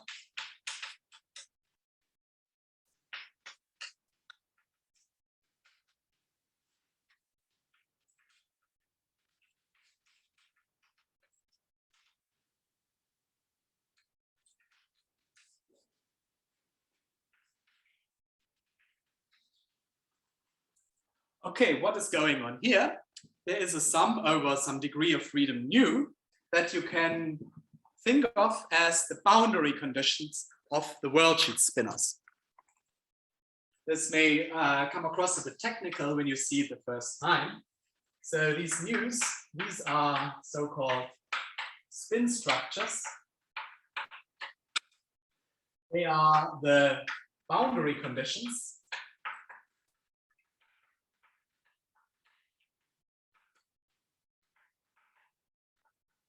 of worldsheet fermions. Okay, I didn't introduce these worldsheet fields, but let me say that in the RNS formulation, there is a fermion on the worldsheet. And when you have a torus worldsheet, it's interesting what they do if you wind around the A cycle or the B cycle. So there are these periodicities. As you shift Z by 1 or by tau. Okay, and fermions, both in spacetime and on the worldsheet, are only defined up to a psi, because only bilinears and fermions are physical. So there's no harm if the fermions pick up a sign when you wind around the A cycle, and equally, they are fine to pick up a sign on the B cycle. So there's now 2 by 2 choices to catch or not catch a minus sign as you go around the cycles. So that's why there are 4 boundary conditions. So I can schematically refer to them through these pluses and minuses that arise from the tour around the homology cycles. 4 possibilities.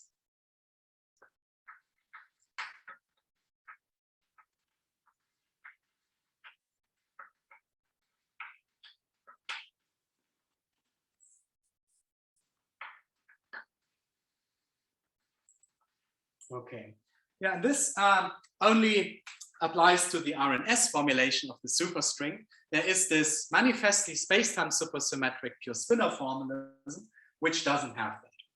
And there are other mechanisms to simplify loop amplitudes, including different types of fermionic zero modes. Good, what else do we have here? Well, this correlation function on the torus, this may be more intuitive. This is just the analog of what we did at genus 0. Now you compute a correlator of these vertex operators on the torus, which you then specialize to be the cylinder by sending real part of tau to 0. And the last ingredient I should comment on, this is the partition function. This is keeping track of which parts of the string spectrum are running around in the loop. It's something like a generating function of multiplicities of the string states at various mass levels. And it has important properties related to modular invariance. And it only depends on the shape of the cylinder and not on the punctures. And in fact, this guy will disappear once we take the next simplification step. Since I already told you that spin sums are an artifact of the RNS prescription, maybe there is a better form of the amplitude where we no longer refer to them. And indeed, this is space-time supersymmetry. You know from field theory that space-time SUSY is good for the loop amplitudes. We'll simplify by cancellations between bosons and fermions. The same happens in string theory. There is an enormous cancellation between space-time bosons and space-time fermions in the string loop. And on the mathematical level, it's the job of the spin sum to implement these supersymmetry cancellations.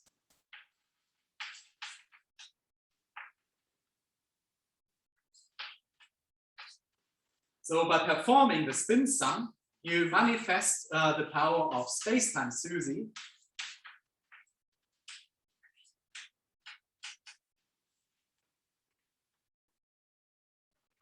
And the net effect can be described as follows.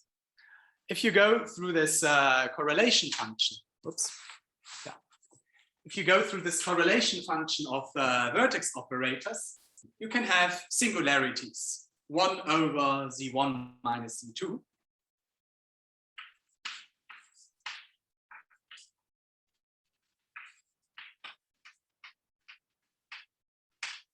And since you have 4 external states, 4 vertex operators, you may expect 4 such inverse factors. So the naive expectation on the torus correlator is like that, lots of singularities. But if you now combine the different spin structures, these singularities will all go away.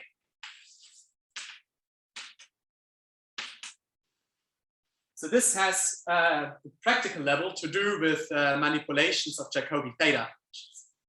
So if you are good in manipulating functions on a torus, you can see this happening in front of your eyes, that all the nasty singularities of the individual spin structures die off. So what's going on physically?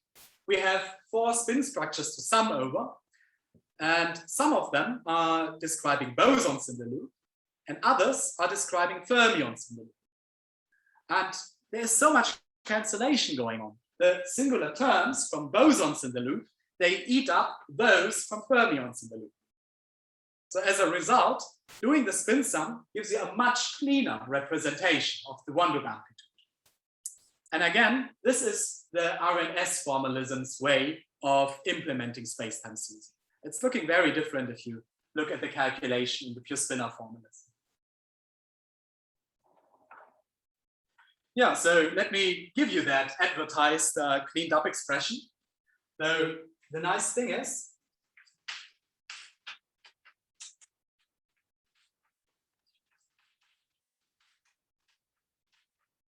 okay, there are many nice things. Let's go through the good news piece by piece. First of all, we can factor out that T8 tensor, which, as I just said, is a different way of writing S times T times the Young-Mills stream.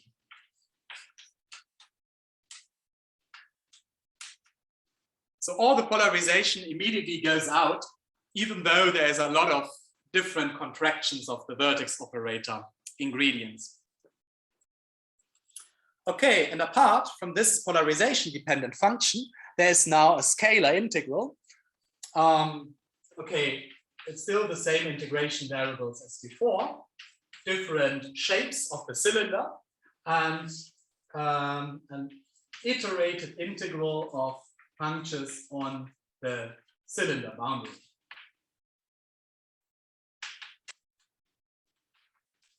Let me just write informally 1, 2, 3, 4. It's the same inequalities on the imaginary parts as before.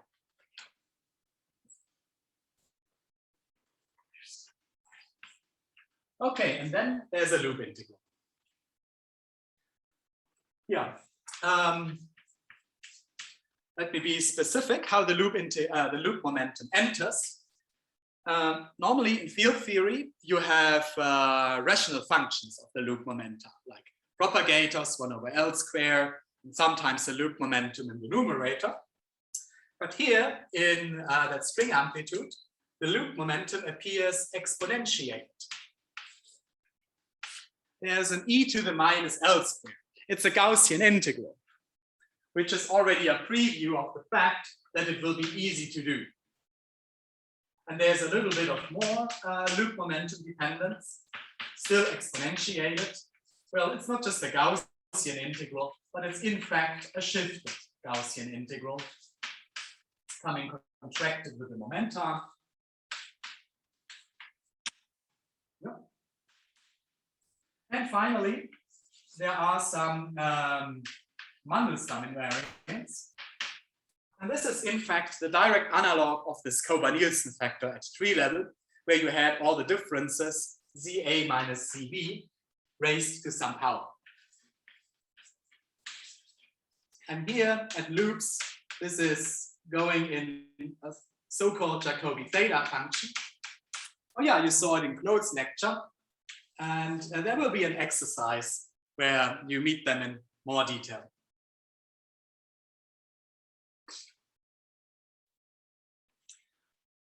Okay, so this is the simplified expression where space-time supersymmetry is manifested. That all the kinematics goes out, and we have an integrand without any rational, without any simple poles in the punctures.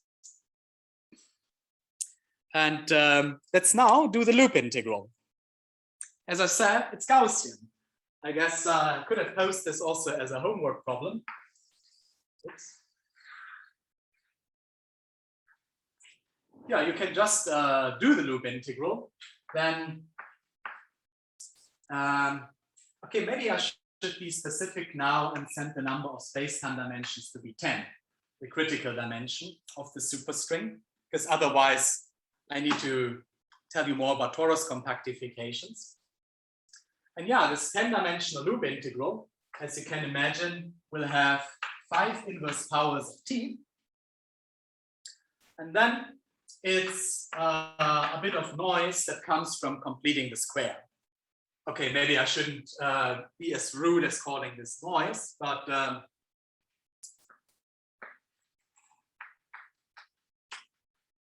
the consequence of completing the square here is that you modify the coefficient of SAB.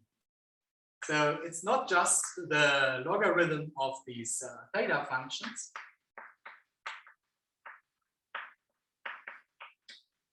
But now there is a shift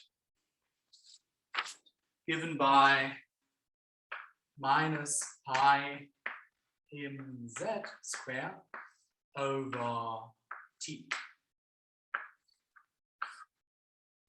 Okay, how to think about this extra term? Maybe it looks a bit disturbing at first glance that the expression becomes longer, but this term is in fact good for the periodicity properties. I mean, remember, we have a torus parametrization where every function should better be doubly periodic under shift of z by 1 or by tau. And this term is quite essential to have double periodicity, to have the periodicity along the B cycle. shifting z by tau. So this term is actually your friend.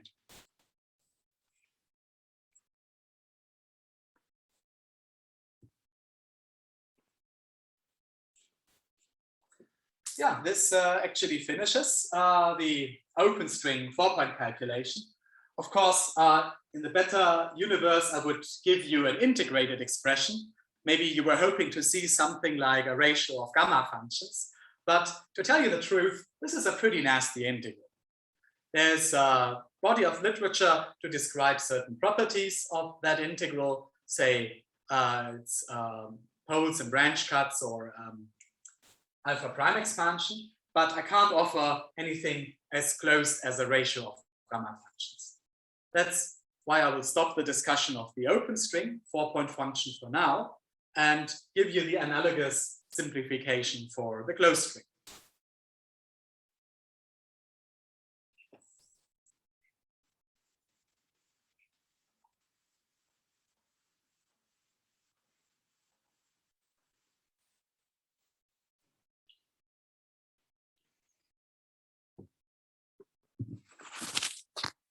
Okay, so what's up in one loop 4-point on the torus?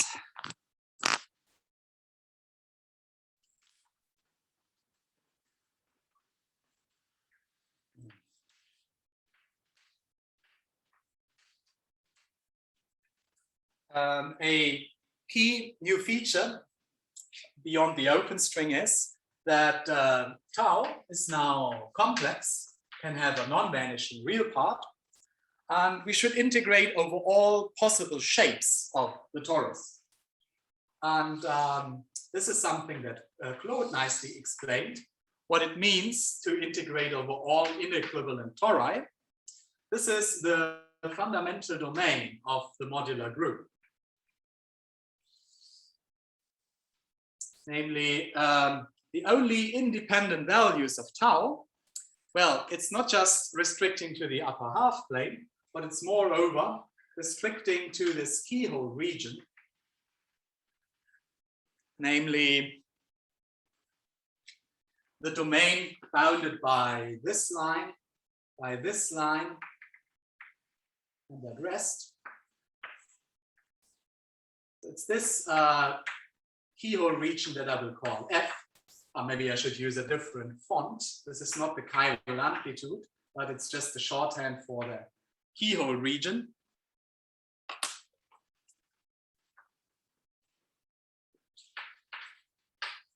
Okay, so here a key feature of the one loop closed string amplitude is to keep tau in the fundamental domain F of the modular group SL2 integer. Yeah, see Claude's lecture. Okay, having told you about the fundamental domain, I can go ahead and write down a simplified expression. And for sure, a lot of elements in the closed string, the open string calculation will be recycled. We have double copy. We have just computed a simplified chiral amplitude. So accordingly, the SUSY cancellation from the sum over spin structures will just go through. That's why I'm immediately pulling out the T8 tensor, or more precisely, its double copy.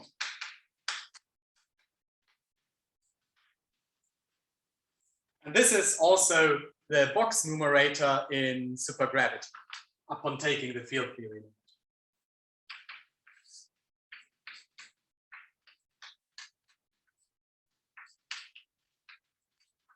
Okay, let's go on. We integrate over all the moduli, namely the shapes of the torus and the possibilities to put punctures on it. So now there are 3 integrals over punctures. Each of the zi goes over the entire torus. And now I realize that I forgot one thing to mention. I wrote down integrals over z2, z3, z4, but I completely forgot to tell you about translation invariance on the torus. So in the same way as we fix 3 punctures to 0, 1, infinity at tree level, you can use 1 degree of freedom at genus 1 to fix your favorite puncture to the origin. Okay, you could have fixed it anywhere, but yeah, this is probably the most convenient choice. Yeah, it's translation invariance on the torus. Yeah, that's the reason why we integrate only 3 out of 4 punctures. We don't want a double count. Now, you may wonder why I'm distributing the im tau denominators in such a funny way. The reason I distributed them as such is that both measures are individually modular invariant. So remember, this is the modular group that implements an SL to Z transformation tau, as in Claude's lecture. And since we only integrate over F, we should make sure that everything to be written down here is modular invariant. And this is the case individually for all the measures here. And most importantly, modular invariance goes through to the rest. So now this is the closed string analog of the log theta 1 plus its doubly periodic completion. Let me organize it in the following way. So it's again exponential involving all the Mandel-Stunts. And now let me call the rest the Green's function, G closed. And this Green's function here is yet another modular invariant.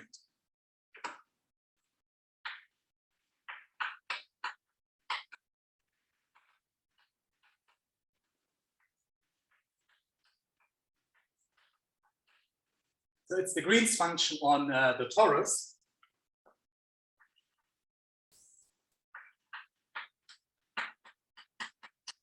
And let me be fully explicit in what it is. So you have already seen at genus 0 that in passing from open to closed strings, you introduce absolute value squares. And this is again here, combining the meromorphic with the anti-meromorphic half. And now comes the closed string analog of the doubly periodic completion, maybe with an extra factor of 2 as compared to the open string. And this, you can again trace that back to the loop integral. There's again a Gaussian loop integral, which I've already performed. It just follows the lines of the open string calculation with another factor of 2 in the exponent. So you again have the job to complete the square. And this completion of the square gives this term, which is crucial to make the Green's function doubly periodic. And also, it's crucial for modular invariance. So if you forget which factor to put here, it's a unique normalization choice that gives you both double periodicity and modular invariance. Okay, yeah, so then this makes the torus integrand explicit. And maybe as a teaser for what else you can do here, let me give you an alternative presentation of that closed string Green's function. I advertised it as being doubly periodic. And there is a nice way of manifesting that. It's doubly periodic in the A cycle and separately in the B cycle. So there are 2 directions in which you can make a Fourier expansion. I mean, a discrete Fourier expansion is a nice way of manifesting periodicity of sine functions. And now we can do this twice. Let's do double Fourier expansion. And let's do this in terms of the real variables u and v.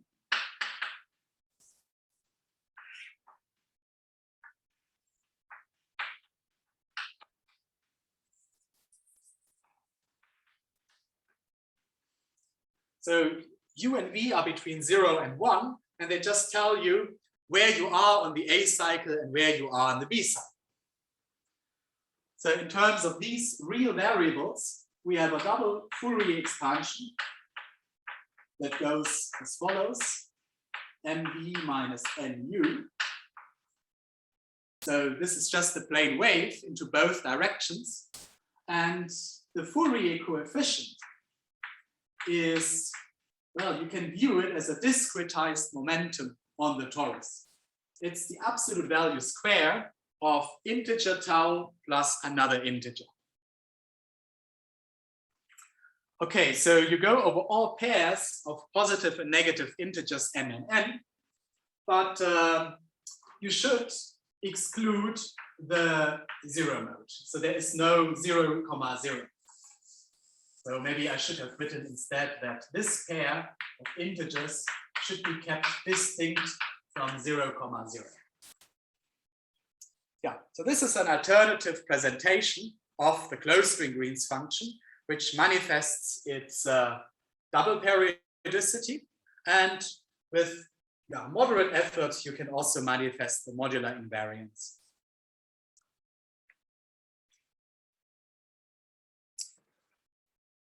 Yeah, this is the complete expression, or let's say an explicit and simplified expression for the 4.1 loop amplitude of the closed string. And let me now make two remarks about it concerning the UV finiteness and concerning the field theory limit.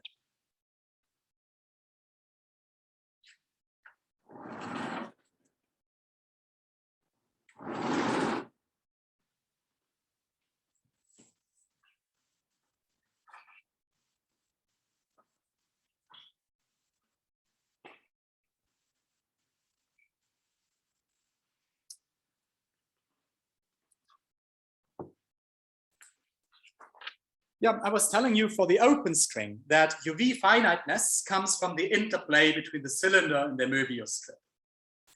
But for the closed string, it's just the torus. There is no brother or sister diagram which could remove a tentative UV divergence from the torus. So the torus has the rough job to be UV finite itself. And yeah, let me pinpoint where this comes about.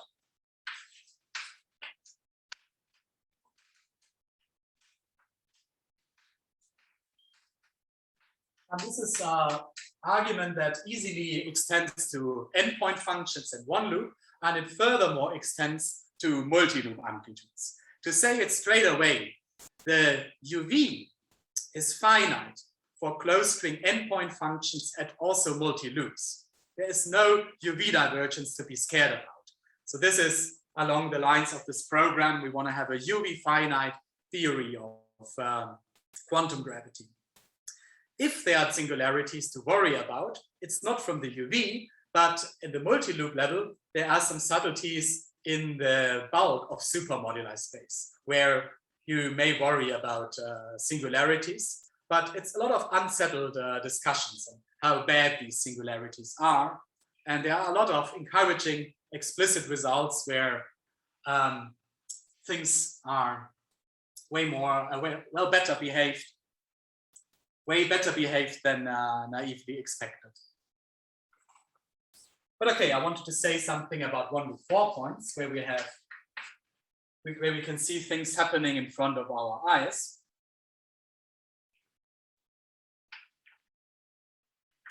Yeah, I was spelling out the loop integrand of the open string, which was an exponential one. And yeah, for the closed string, as I said, it's just a matter of adding a factor of 2.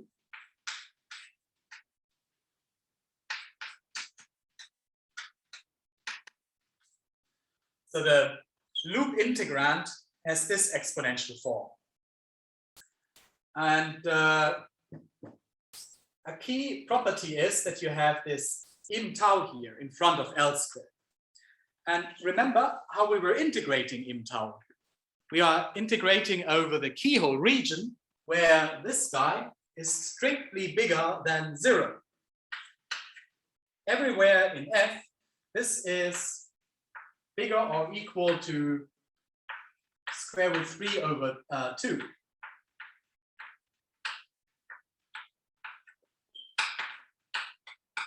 Okay, so you do have an exponential damping everywhere in modular space. So that is a exponentially suppressed integral. So you can do the Gaussian and get a finite result.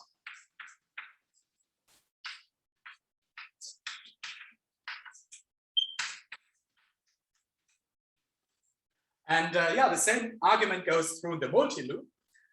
You will have a matrix here in the multi-loop, certain period matrices of the higher genus Riemann surface, contracting multiple loop momenta, but the structure is the same. There will be the imaginary part of the period matrix, which is positive definite. And accordingly, no matter how many loop momenta there are to integrate over, it's always a finite Gaussian integral, also in the multi-loop. So the cradle of UV finiteness is the shape of F and the analogous Siegel upper half space for the higher genus period matrices.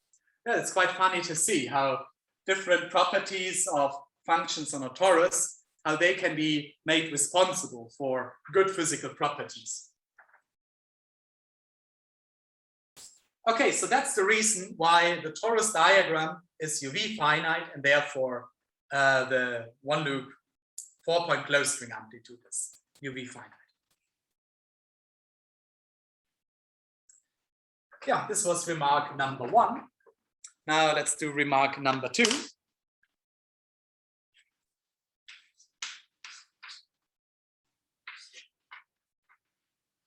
Yeah, the field theory limit concerns, as I said before, you recover box integrals in both super Yang-Mills and supergravity.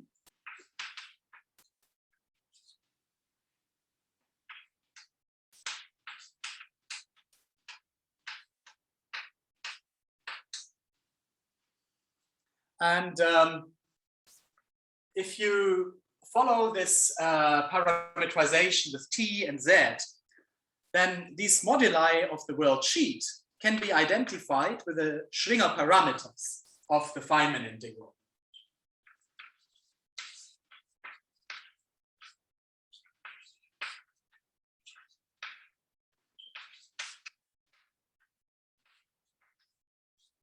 If you take the box integral and send it through the Schwinger parametrization, okay, I'm aware you have seen way more refined treatments of Feynman integrals, for instance, in Eric's lecture.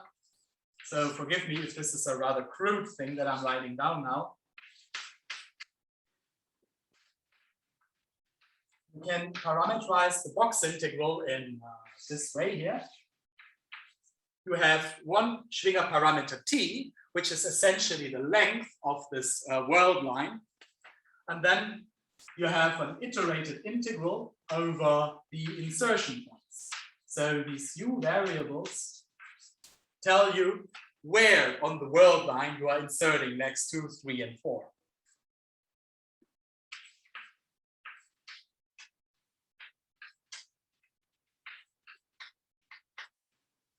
Okay, and yeah, if you patiently go through that Schwinger parametrization of the box, we will get the momentum dependence in exponentiated form.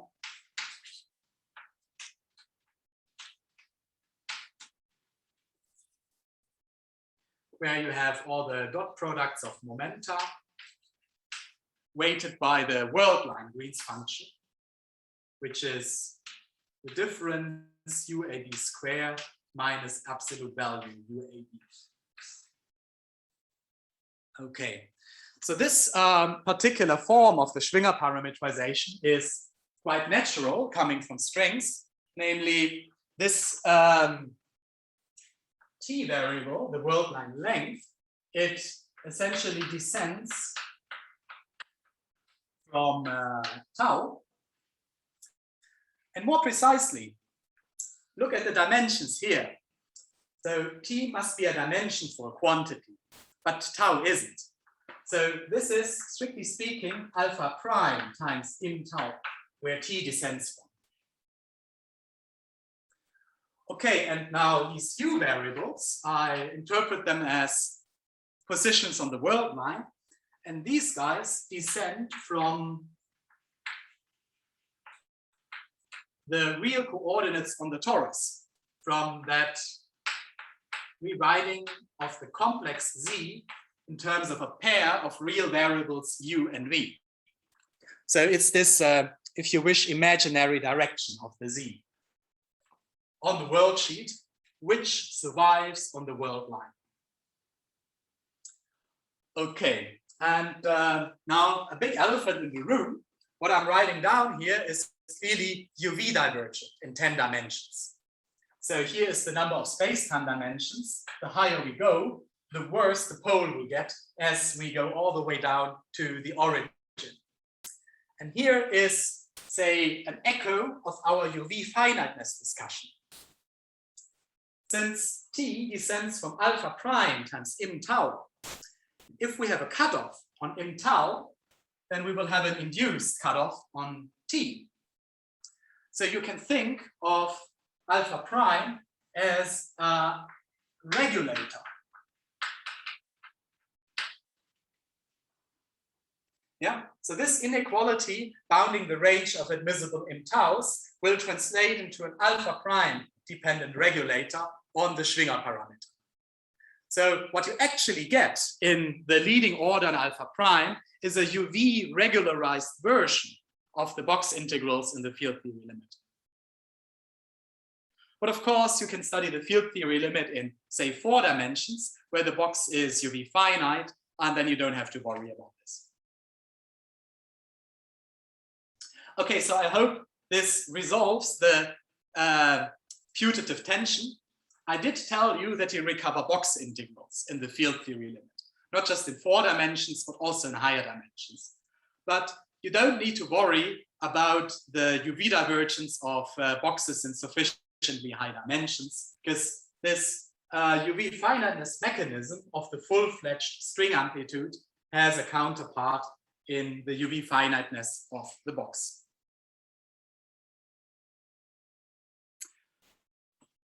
Good. Yeah, this concludes on the stuff that I really wanted to cover urgently, to tell you about certain explicit examples of one loop amplitudes and explain how field theory limits and UV finiteness properties comes about. I guess it would be disrespectful to go even more over time. Of course, I could go on talking about how elliptic multizetas and modular graph forms come in, but maybe we leave this for tutorial or privately arranged question sessions. Yeah, I guess I should really stop here.